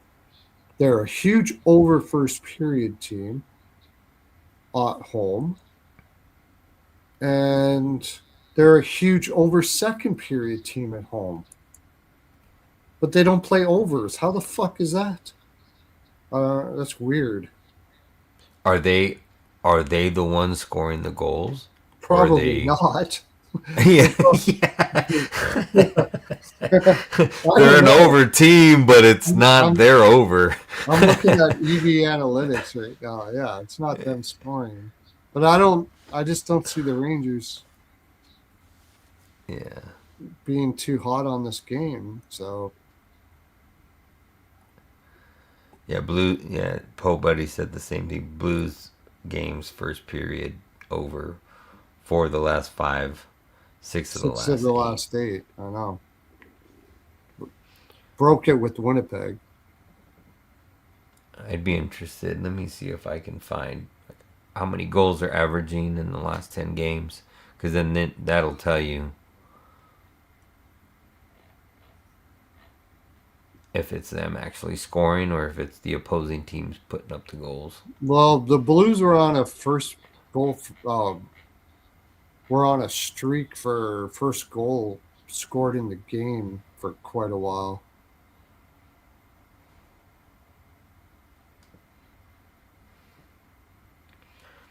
And I don't think Shesterkin has been playing great, right?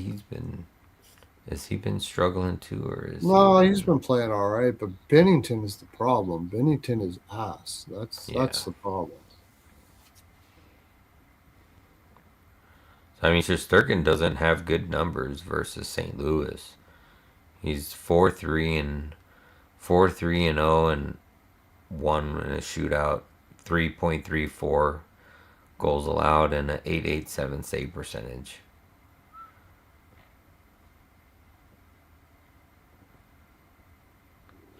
So I mean that leans more towards your St. Louis first period over and game total over. It's just hard to take it given Well, let's put both it this way: if form the there's going teams to be are. goals in this game,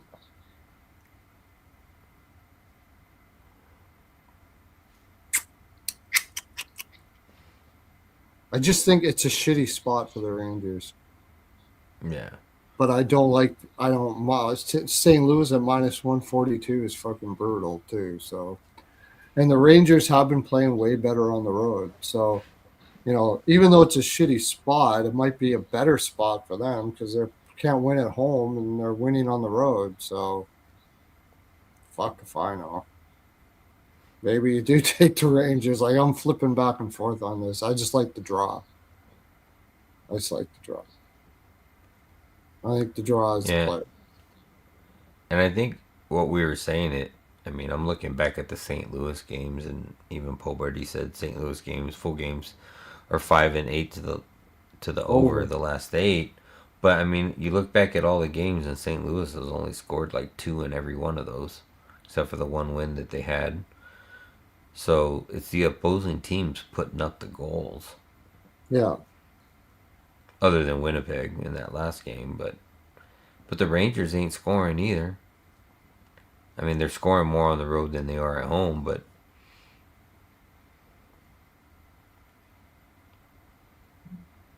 and St. Louis owns the matchup in the last 10, 6-4. I mean, it's only a single game. Could be even 500, but only way I could see it is taking St. Louis. I mean, they're plus 115. Don't I trust don't know them. if I like that. Yeah, exactly. I Especially their remember injuries. the Rangers had the same deal. They played Dallas last year on one of these fly out one road game at home, and I bet Dallas, and they fucking slaughtered them, like just absolutely beat the shit out of them. It's a terrible spot. Yeah. I don't know if I'll get to anything on this, but I don't think so. This is one of the few times you will hear me say this. I don't like anything in this game except for the draw. That's it. You won't hear me say that too often in a whole 82 game season. But I don't like anything in this game. This is a shitty popcorn game. game. Yeah. I mean, the it says over, but the context says under. So then again, I could see them just rolling it out. I don't know. Yeah, fuck this game. Fuck this game.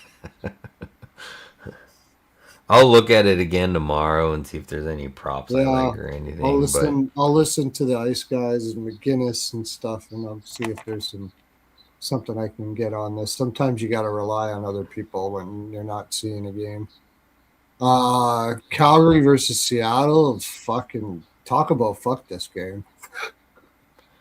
yeah, and Calgary's minus 175. Like, Seattle's got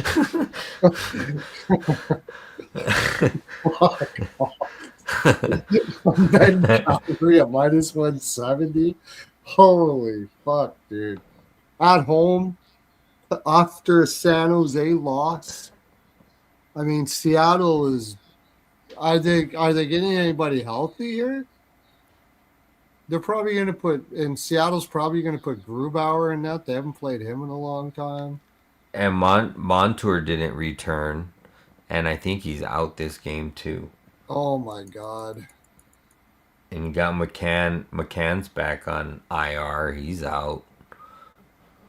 Yeah, he's out So for a while, and that hurts yeah, because he's out for a while. they want it. Well, Marchman's coming back in. Got one guy back. Marchman over shots would be all right.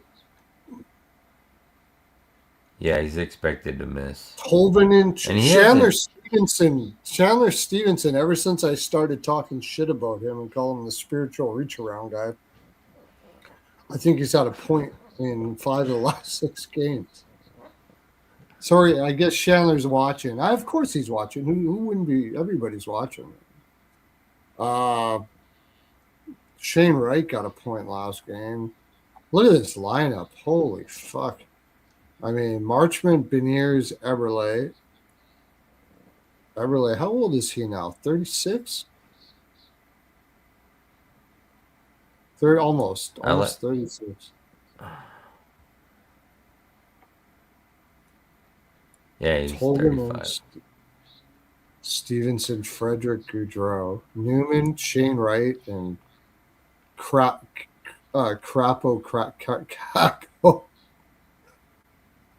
proving that the Rangers were right about something. They were right about something. Kako is Crapo.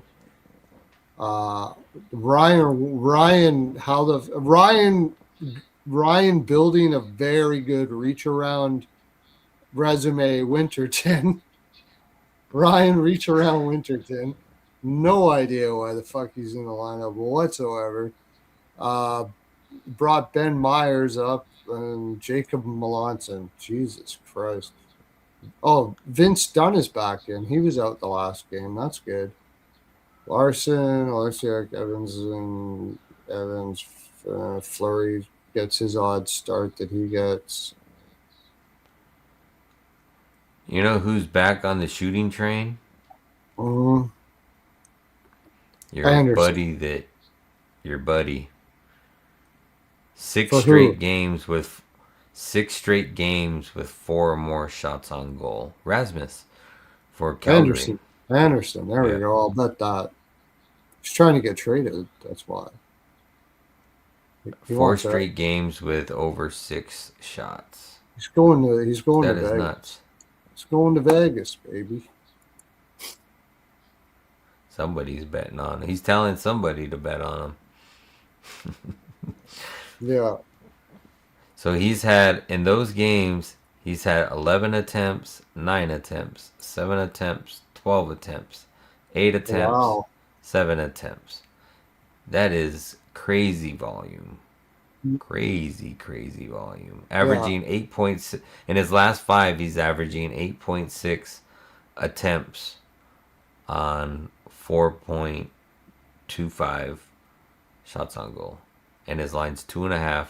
It makes plus sense 112. because he's playing with Kevin Ball, and what's Kevin Ball's not going to be doing anything. Like he's a good D guy, but he has no offensive anything. He's a good D guy though. He's just really good. He's underrated. But Mackenzie Weegar, I don't care about plus minus. Like it doesn't really tell me anything. But he was a really good analytics guy. But minus 20, that does stand out a little bit. Holy shit. I got a feeling it'll be Devin Cooley, won't it?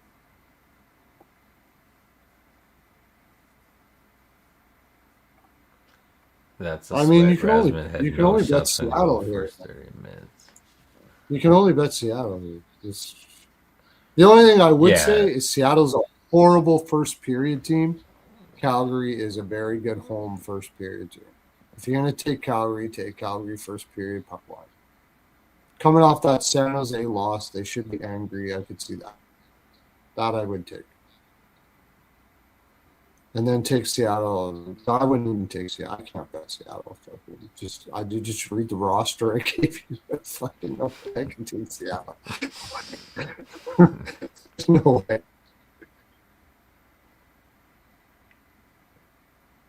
Yeah, Dunn over shots has been good. Yeah, I was gonna say Calgary is probably good for some shot props. Like they shoot a lot. Seattle's been giving up. I mean, they don't give up a whole bunch, but head-to-head wise, that was a they've sweat. given up quite a Rasmus had bit. no shots of goal in the first 30 minutes or so last game, and then 5 and 10 minutes. So he had yeah, Anderson plus 120 for over 2.5 shots. Yeah. The only thing it would be a problem here is if Calgary does get angry and gets up 4-0, and maybe Anderson doesn't get his shots or something like that. But even against Seattle, I still can't trust Calgary to score. No goals first. There's no way this is going over 6.5. No goals first 5, under 6.5. I'm a Total's little worried 5.5. about the first 5 part. Is there a better way we can do this to get the 6.5? So it's gonna be Wolf and Decord do their head-to-head.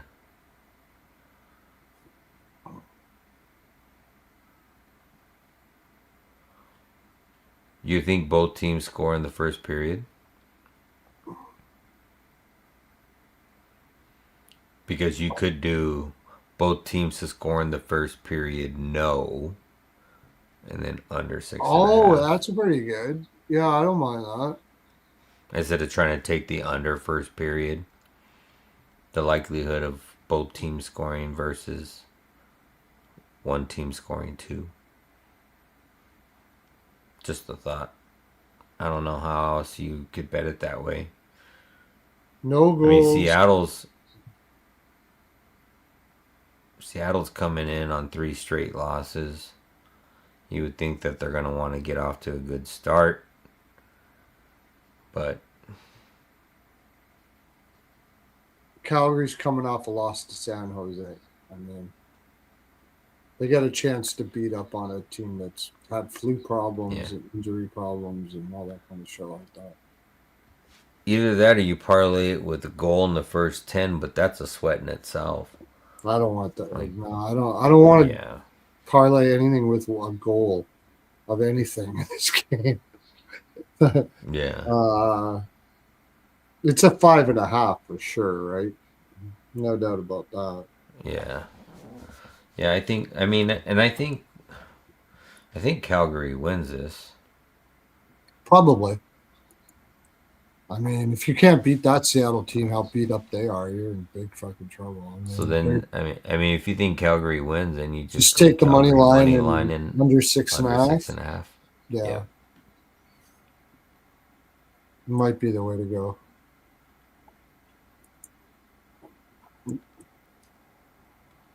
Seattle still has only won one first period on the road this year. And Calgary is 7-3-4 on first periods this year at home. So you could take. No, I don't want to do that because it pushes, it ruins it. How does that work? If you take Calgary first period money line and under 6.5, yeah, the push You'll would get ruin. the push will give you you'll get adjusted odds on the money line, and you're gonna play The six, they'll the pay you six, out on the under 6.5 odds maybe that's is the way what to they'll go. do. Then you're Yeah. just challenging Seattle to win in the first period, which they've only done once this year at home, on the road. So there's something. There's a way to look at it. I'm just thinking about ways to look at it, to do it. Yeah, I mean, you could also like dumb down the Rasmus Anderson shots and just take him for 2 shots and then take True. the under 6.5. Yeah, there you go. That's a good idea. That's a good idea. If you're trying to find us a SPG in this. But yeah, I mean, I we've talked about this longer than I thought we wanted to talk about And this. the next problem would be Cooley's. Cooley's probably going to be a net. That's the other thing we know. And he's been ass as a player. That's Yeah, the big one side is showing Cooley. Well, this would be a good time to play him. You got to play him sometime. If Cooley's in net, everything we just said fucking takes. Yeah. Yeah. 2-4-1 in the long road. I like the Calgary first period play. No, I like that. You know, it would be crazy odds is if you parlayed Cooley and Copley under 2.5 goals allowed. That's gotta be some type of crazy, probably plus Oh, yeah. 500, 700 parlay. Yeah. That would be nuts. Yeah. You know, because that's what's gonna happen. It's like the public's gonna bet on Seattle and bet on the other team because of those goalies are net, and then they end up standing on their head and only allowing 2 goals. It's crazy how hockey If works. it's Decord, Yeah. I wouldn't mind I would look at his over saves. Calgary shoots a shit ton but can't score. I wouldn't Kraken's mind 2 that. 4-1 on the road last 7. Yeah, I'm probably not gonna have anything in this game either, which is good though because I mean it's a big slate. So We're gonna have I would Anderson. rather We're gonna have Anderson. that could be. Yeah. I'm gonna probably have Decord over saves. I kind of like that. All right, let's go to the next game. And this is this the last game? This is the last game coming up, and there's Dallas. one. Oh wow, Dallas and Sharks. Man, this is a fucked up card. Holy shit! I gotta take the Askarov Sharks. saves. I Askarov like saves. Askarov. Except Dallas is not a high volume shooting team. That's the only thing I don't like about that. Yeah, Robertson goal. minus 218. I mean, they're starting to get a little respect, I guess. Dallas. Did Dallas lose to San Jose once? That would be.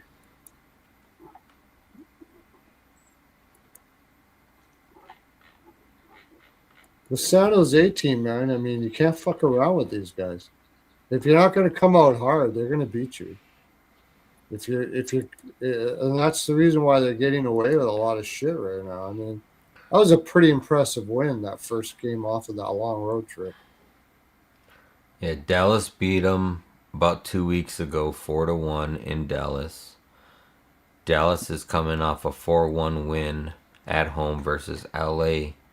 They lost 2 games back to back before that, losing to Florida and getting shut out to Florida's 4-0, and then losing to Minnesota in Minnesota 5-2.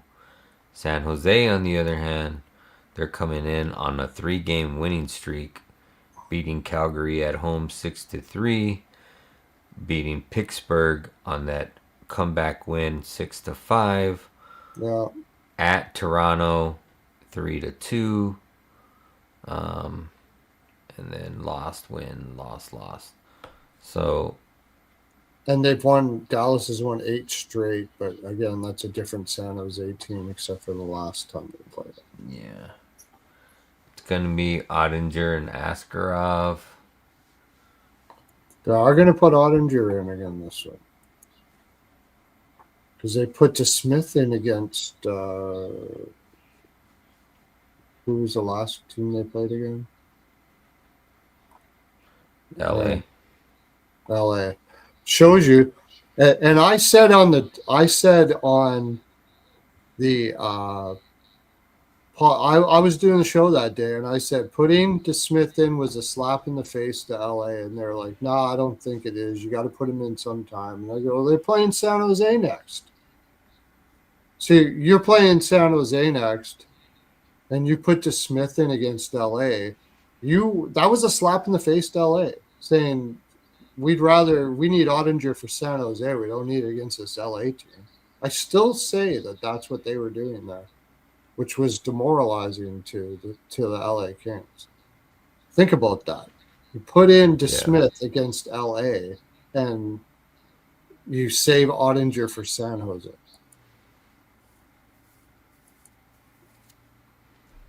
It was a psychological advantage move. I know that DeSmith is probably one of the best backups in the league, but it's still your backup.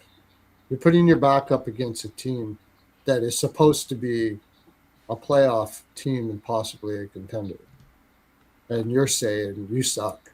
And they do. They're right. They're absolutely right. They do suck. San Jose's won 4 of the last 5. I mean, Dallas isn't even in good form. I wouldn't. Po Buddy said that both teams have been trending to the first period over and flying over. I do like the first period over that. Absolutely. First period over for sure. I do like Yeah, that. it's hard to get on the Dallas side in any shape or fashion. It's minus 210. You can't. No. They're not even a good first period team. I would just say maybe game total over. The series trend is 7-3 to the over. It's a flat 6. Yeah, I like Like the over. I could see San Jose getting at least 2. Dallas probably getting 4, which also leads me to the Dallas team total over 3.5. Except that Astros in that. Yeah.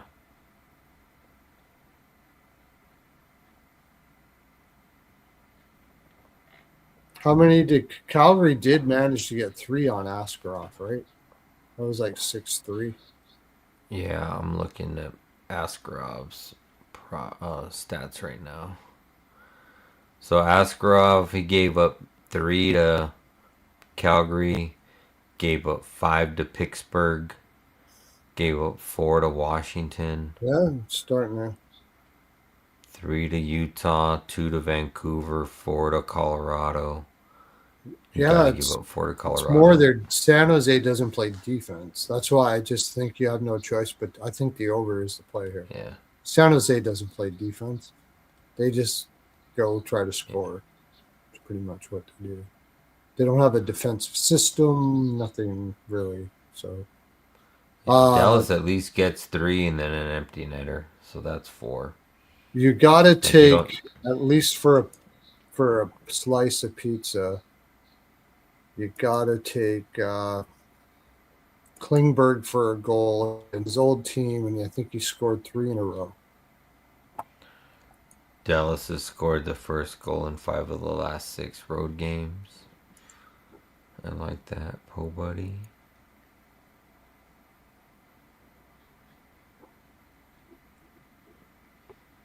Who does Dallas have Probably after gonna this? It's probably a look ahead spot because it's San Jose. Anaheim. It's a front end of a back to back for Oh Dallas. shit! Okay, take San Jose.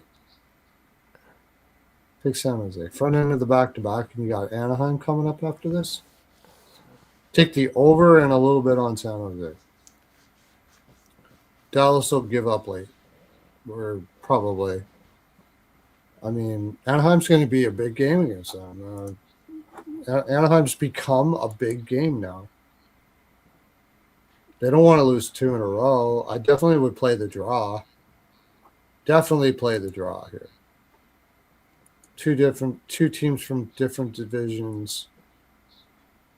I definitely like the Yeah, draw. that's a big look ahead for Dallas. They're both in the same division too. What, Anaheim, Division Dallas? game. No, they're not. Mm-hmm. They're not in the same Not division.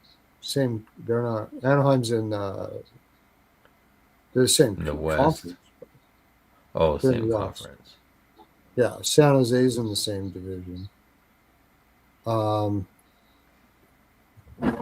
The heck did I put my phone there? No, they're both in the Pacific. The Ducks and the Dallas is in Sharks. the Dallas isn't in the Pacific. Oh, you know what? I'm thinking about Dallas and the Sharks. Dallas, the The Sharks is in Dallas. the Pacific too. Yeah, Yeah, I was thinking Anaheim about and the that. I'm not. Sharks are in the Pacific. Yeah, where did I put my phone? Oh, okay. Yeah, I don't know how I When's the did that. last time Dallas played Anaheim? Did they play them yet this year? I Yeah, think. it's a revenge game for oh no I'm thinking about San Jose. I'm getting It's a them revenge game confused. for San Jose. It's a revenge game for San Jose. Yeah, Yeah, I Dallas beat them mean, 4-1. I would take San Jose here. They're not. Dallas isn't in the best form right now. They got Anaheim right after this game. Um, I get that too, Po Buddy. Po Buddy said, "How can this be a look ahead when they saved Ottinger for this game?" Oh, probably because because division game. Probably division game, right? Or no, you're saying for the next game. I don't think they really saved Ottinger as much as they found a spot against a really shitty ass LA team for DeSmith to win. Honestly, you're getting right now. Who are you going to play DeSmith against? San Jose or LA? I'm playing him against LA. LA's that fucking bad. San Jose's a better team than LA right now. San Jose's won 4 of the last 5. Like, yeah, they're a better team.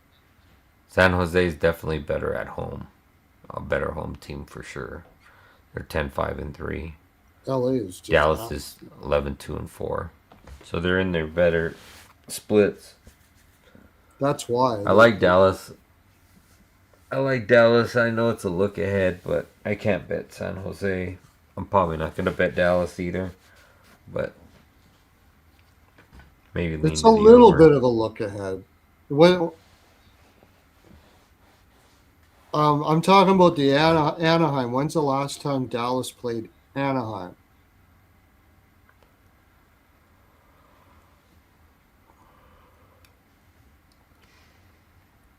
And then also it's a look ahead because for both of these games because they play Toronto at home after this.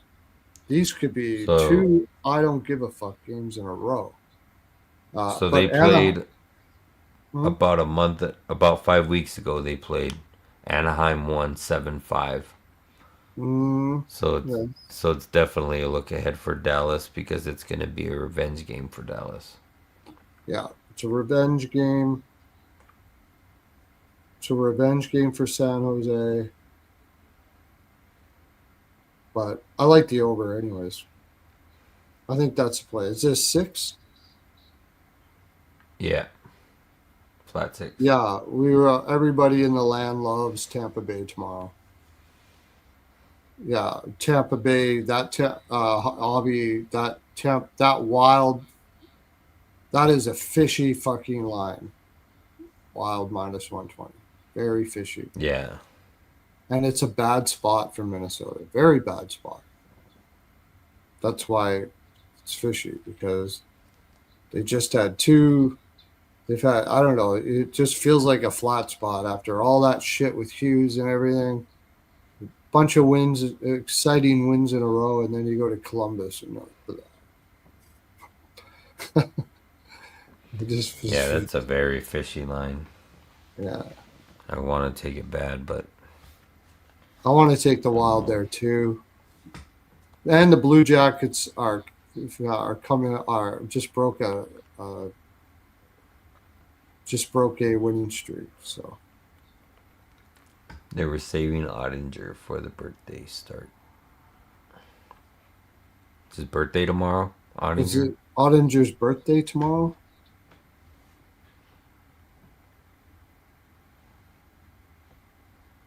All I know is they better be ready for that game because if you really want that game, you don't want the Anaheim game because San Jose is going to skate your legs off. So if you're going to want to win that game, you're going to want to skate with those fucking kids and you're going to give her. You might want to get it done early if you can, and then you got Askarov to contend with at the same time. So you got to be up.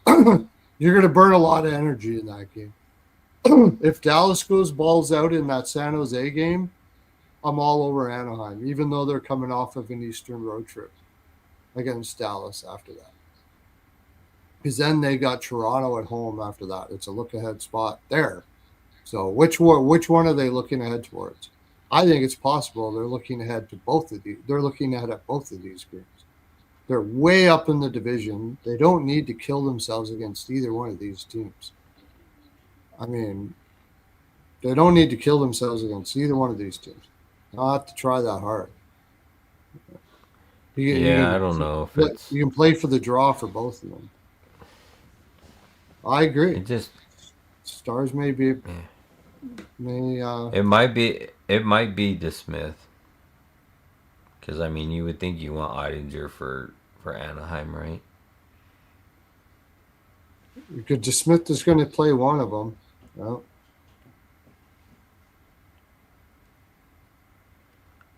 I think when he was saying about LA, they play Anaheim, so LA being the Kings because they just played the Kings. But yeah, I think they it's could play it's DeSmith against Anaheim because they've got Husso in net. They could play Ottinger because of Askarov against San Jose. Right. yeah. All the sites are showing Ottinger, but yeah, it could be DeSmith. I think it's Ottinger. It's because Askarov has got a name for himself in the league now. And so DeSmith played against LA.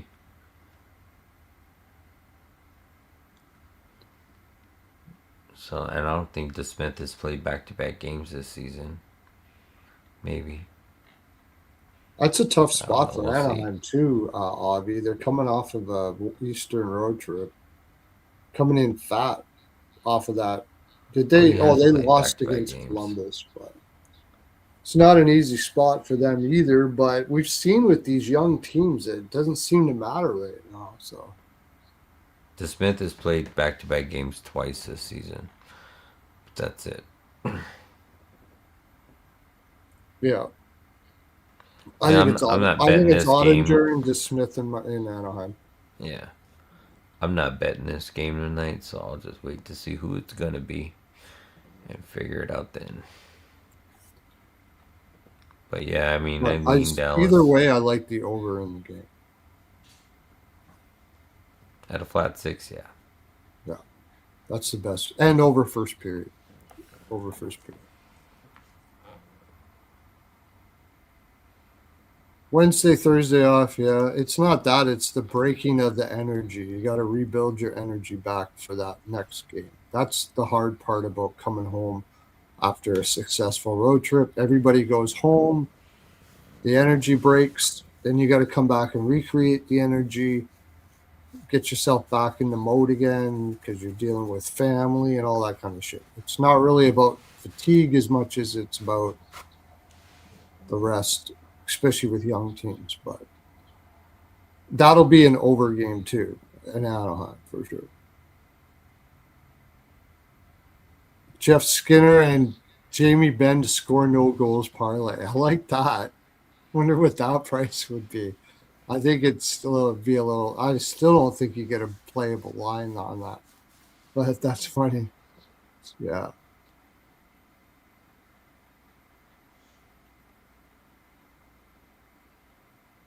All right, let's clip the shit. Gonna be 4 hours. Pearlo dance to the land. I'm gonna break this down into 1 hour segments. I think I'm gonna see how that works out for tomorrow. All right, we'll see if we can remember what we were talking about 4 hours ago. I took notes for myself, so I have a few. But oddly enough, there was a like I know this is a 10 game slate, but I think I have at least 4 games where I just passed on. Passed on that. Usually I All only right, pass on 1 or 2, but Hymes body lube. It's the best. There, I said it. Everybody be big lubes up for Rico that's out in Mexico starting our new division. Got the offices all set up. Now we're just, I guess they got the dirt going. We're going to go get the factories up there. So, yeah, Mexico division.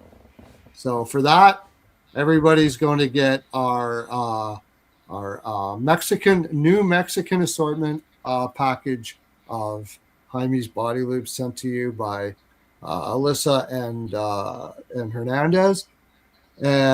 So yeah, give them a wave too. Both of them have been saying like they send you down these packages, and they see you down there, and you're not even giving them a wave and thank you. Like, give them a thank you. They work hard.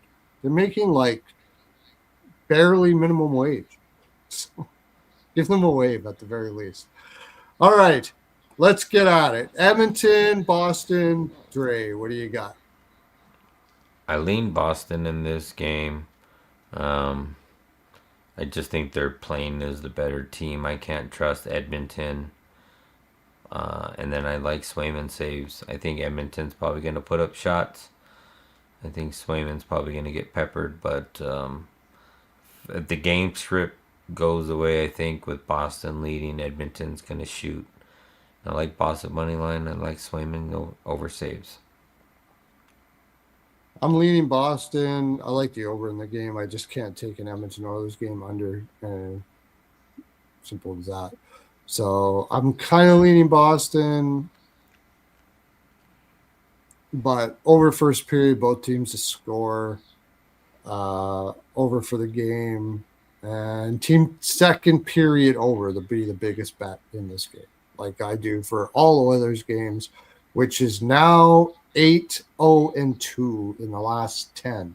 Hasn't been a loss, 2 pushes, 8 wins. Second period overs for the Oilers games. All right. Ed McDavid over 1.5 points. There's all kinds of stuff. We won't get into props because we got to get going here. If you want the props, should have been sticking around watching the whole thing. Pittsburgh. What do I know? What's next? Mini. Mini Columbus. The fishy game. Yeah, right? I mean, I lean Minnesota. I'm probably not going to take them. I think that line is super fishy. I think they should be a minus 140, 150. Um, and Kirill Kaprizov over 3.5 shots. I like that. Oh, and also forgot to mention in the Boston game, Pasta over 3.5 shots covered that last 6 games versus Edmonton.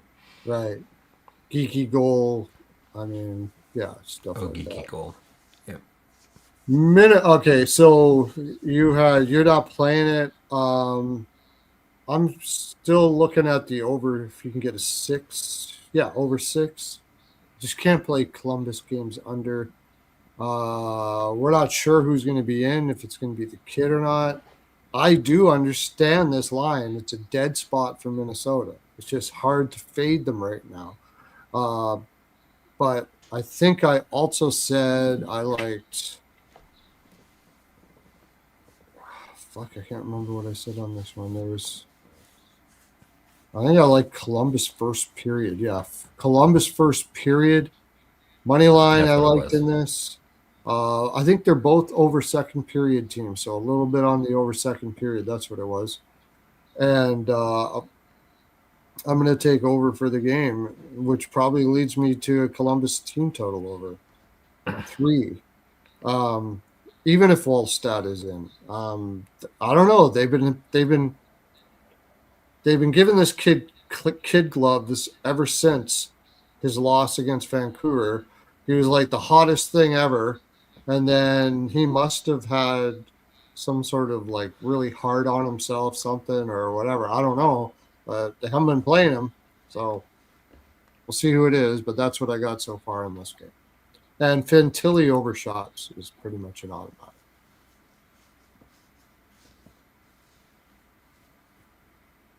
Montreal, Chicago. I like the Habs in this spot.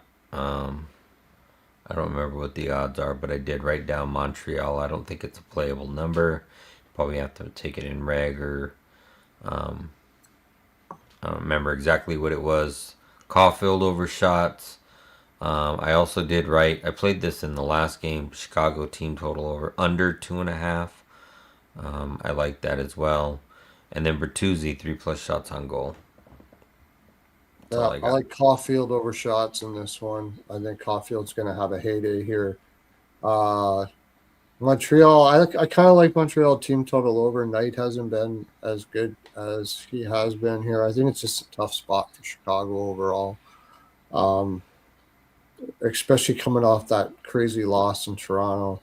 I got Montreal first period puck line or second period puck line, one of the two. I might put this one up on Twitter so you can see it there, or you can just scroll back in the video and find the Montreal game. I'm gonna segment this out to like 1 hour segments or something like that, so you can look at it more. And I'll do a little bit of work on this game, but I think it's a tough spot for Chicago. I like Montreal here. Oh, they got the Rangers right after. No, is it them that have the Rangers? No, they have something. Chicago has something right after this too. So, next game. I think they're playing Ottawa. Chicago plays Oh Ottawa yeah, they're after. playing Ottawa. Yeah, right. Okay. Uh, Pittsburgh, Ottawa. The only thing I liked in this game is Pittsburgh first period money line. Um, I I would also maybe look at Ottawa to come back from a win or win from behind, but I just don't like the way Ottawa's playing right now. So I like the way Pittsburgh's starting off games. I don't like the way they're finishing them. So I could see them coming out early, but I don't trust them to win full games. So I'll just take them, and it's plus money on the money line. So if it's a tie, you'll get a push and get your money back. But yeah, first period Pittsburgh money line. Yeah, I like Pittsburgh to score a goal in the first period and the money line there in the first period as well. Um, and I mean, I think you just got to take Ottawa to come back in the game live until Pittsburgh shows that they can hold the lead. Avi said over 6.5 in this game, and I kind of get that too. Um, I just Pittsburgh's defense is just brutal right now, and you said it's probably going to be Sheloff's, right? Yeah, there was one site that was showing Sheloffs, and the other two were showing Skinner. Yeah, I So think they need to get Skinner some time to play behind this team for him to be good. It's just I feel sorry for Skinner. You're leaving a team that of forwards that can't play defense in Edmonton, and you're going to a team with no actual defensemen in Pittsburgh. So it's fucking brutal. Terrible flip. Uh, but I do kind of lean the over in this game. So I over first period too. Either Pittsburgh scores two or Ottawa comes back and scores or something like that. I think it'll be a fast first period for sure. So that's what I like in that game. Uh, we have props too, but you'll have to check them out because we got to get going here. Tampa Bay, LA. This is gonna be a quick one. yeah, Tampa Bay -1, Kucherov 2 points, Tampa Bay over 3.5 goals, and Copley saves. I don't think they're gonna pull Copley. You got Forsberg. They're on a back-to-back. So I think they leave Copley in whether it gets peppered or not. The only worry would be is if Tampa Bay gets out to a lead early and they Yeah, lay off the gas. But I think that happens. We'll see if Hagel plays. Hagel was day to day. But yeah, that's it. yeah. Kucherov won over 1.5 points. Tampa Bay puck line first period. Tampa Bay puck line second period. Tampa Bay with Tampa Bay with your toast. Tampa Bay with fucking Tampa, just whatever you can pick. Tampa Bay, just throw shit on it. Team total over -1.5 in reg, -1, fucking whatever. LA sucks. Sucks hard.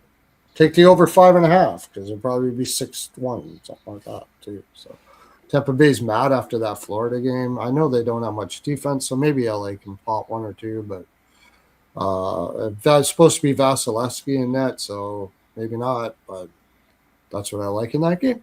Whole shitloads of stuff. Bjorkstrand for a point. Just take everybody for a point. Toronto, Washington. This was a one I don't think he had anything on, right?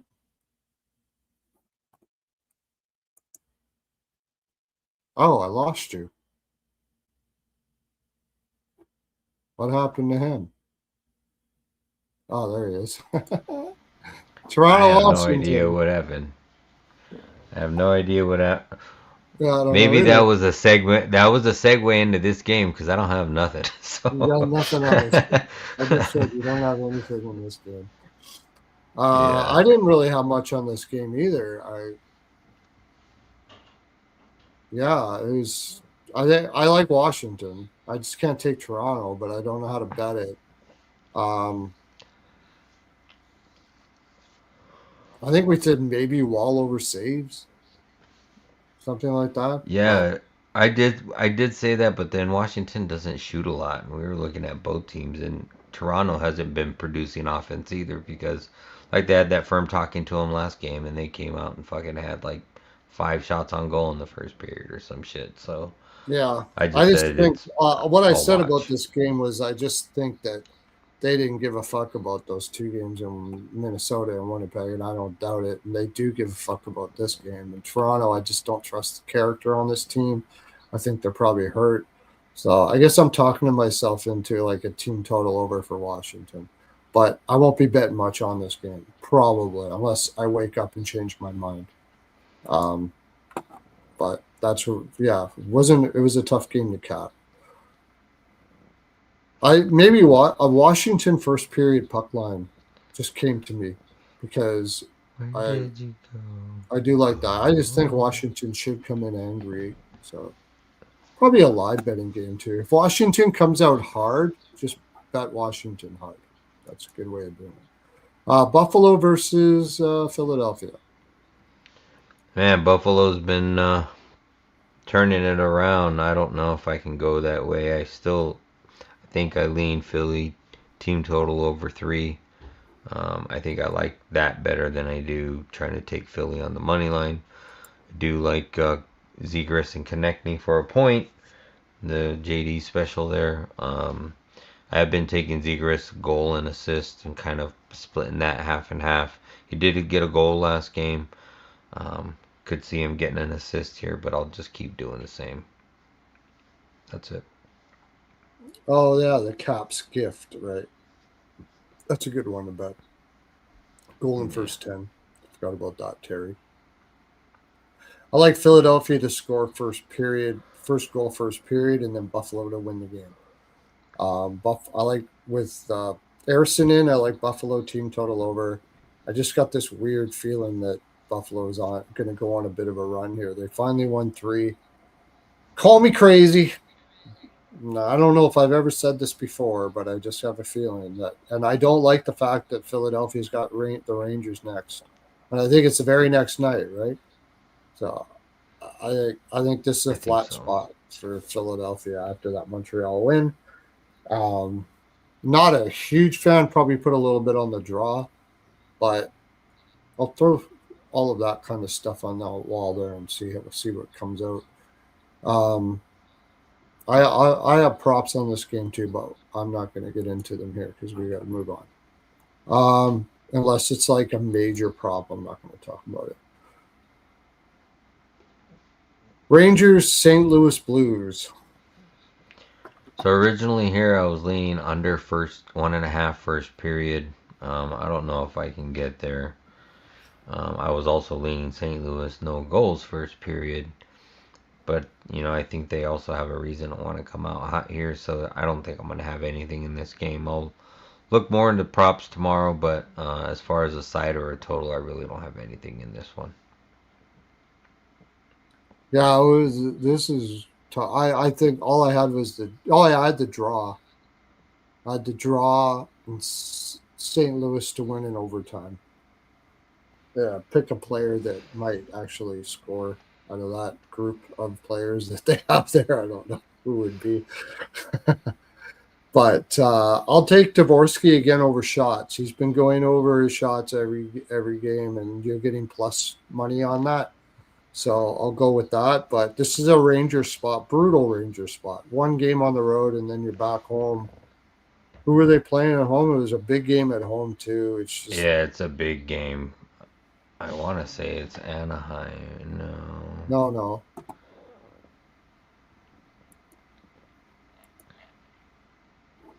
They got a big game at home. Who was that? Philly. Yeah, Philly. Rangers go.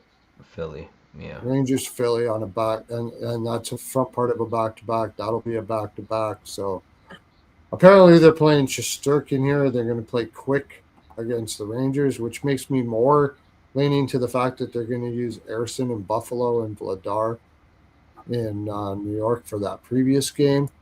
But I do lean St. Louis. It's just a bad spot for the Rangers here.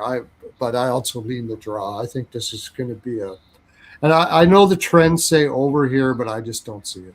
I just don't see the Rangers playing hard here.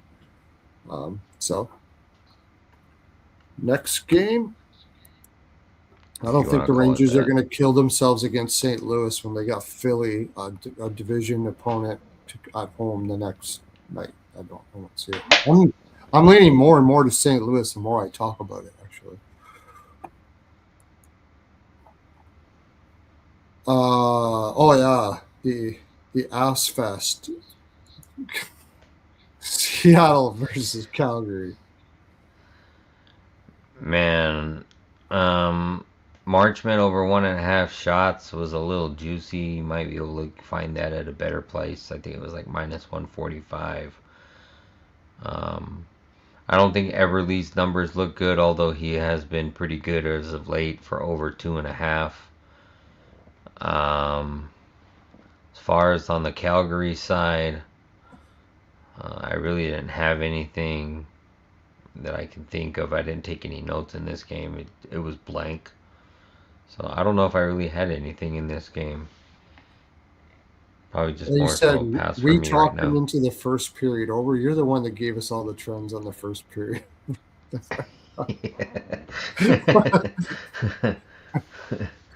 Anderson overshots. Oh, that's right. I Anderson forgot about that. overshots.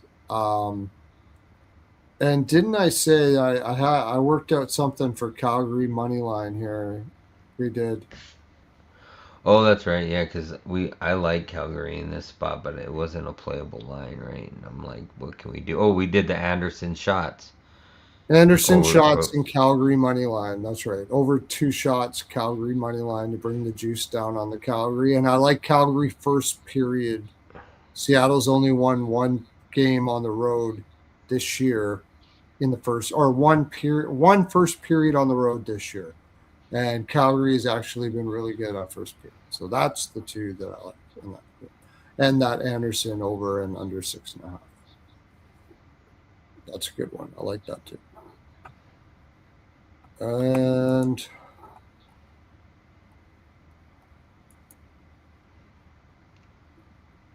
final one, right? Dallas, San Yeah. Jose. I didn't miss any of the games here. Okay. Dallas, San Jose. Right. Um, I'm thinking about Askarov saves. It's got to be at a playable number. I think if it's like at 24, probably no more than 25, I'll take it. I like Dallas in this spot. I just don't see a way of betting them. I believe the number was minus 210. So it's probably not even going to be a playable number in reg. It's probably going to be minus 150.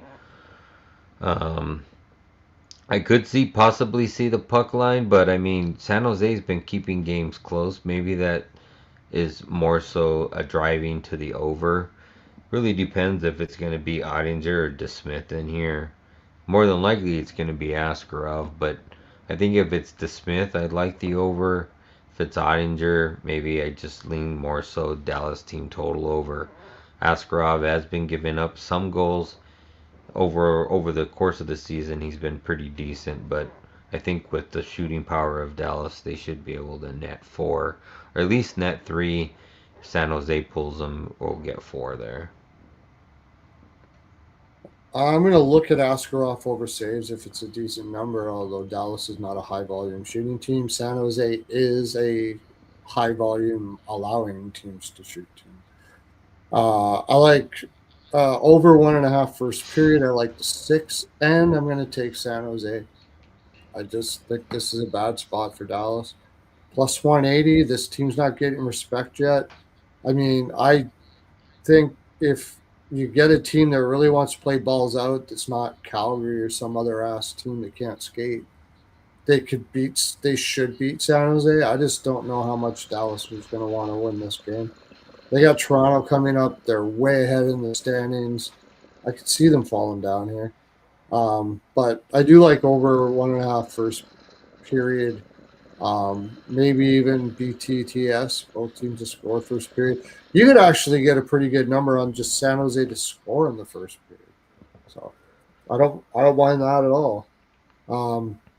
But yeah, give me over 6 and a wee bit on San Jose. There we go, my friends. We got it all.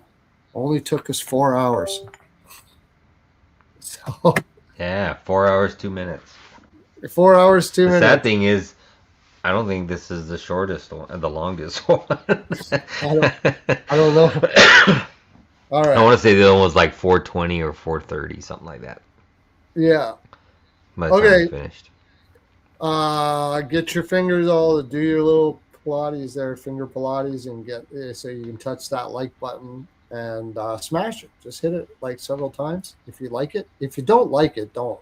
I don't want you. I don't want to be pimping out likes here. But if you like it, like it. Subscribe if you haven't subscribed. Of course, I don't know who everybody in the land is subscribed, but if you're one of, maybe you're from a different land, maybe you are, and if you are, then subscribe. We got exotic picks here, and you will go over to Twitter and you will check him out over there. He also has a Discord, right, Dre? That's correct. Yep, I'm part of the Legacy Sports Discord. It's a free Discord, so in my bios you can find the link to the Discord and join the Discord to get all my official plays, all my official free plays, which are all my plays. Um, and yeah, that's it. I'm at Exotic Wagers on all social media. I'm from Quebecistan, and I should be part of your Discord. You could add me to your Discord. I got a Discord. I just don't know how to use this shit. It's not my Discord. Somebody made it for me. So Boring Bets made a Discord for me. So I use this shit. All right. Hymes Body Lube. Of course, it's the best there. I said it. And be watching out for our New Year's pearl necklaces that I already gave out to one of the finest in the land here. And if you share this and at me on Twitter, at Pearlo's NHLPOW, so that I know that you shared it, you will get your before the New Year's pearl necklace for your significant other, because during the season, your significant other wants nothing more than a pearl necklace. Have a great day, everybody. That's my full 42. That's all I got is 42, but all that 42, I give 100% to you, my friends. Okay. Thank you everybody for tuning in.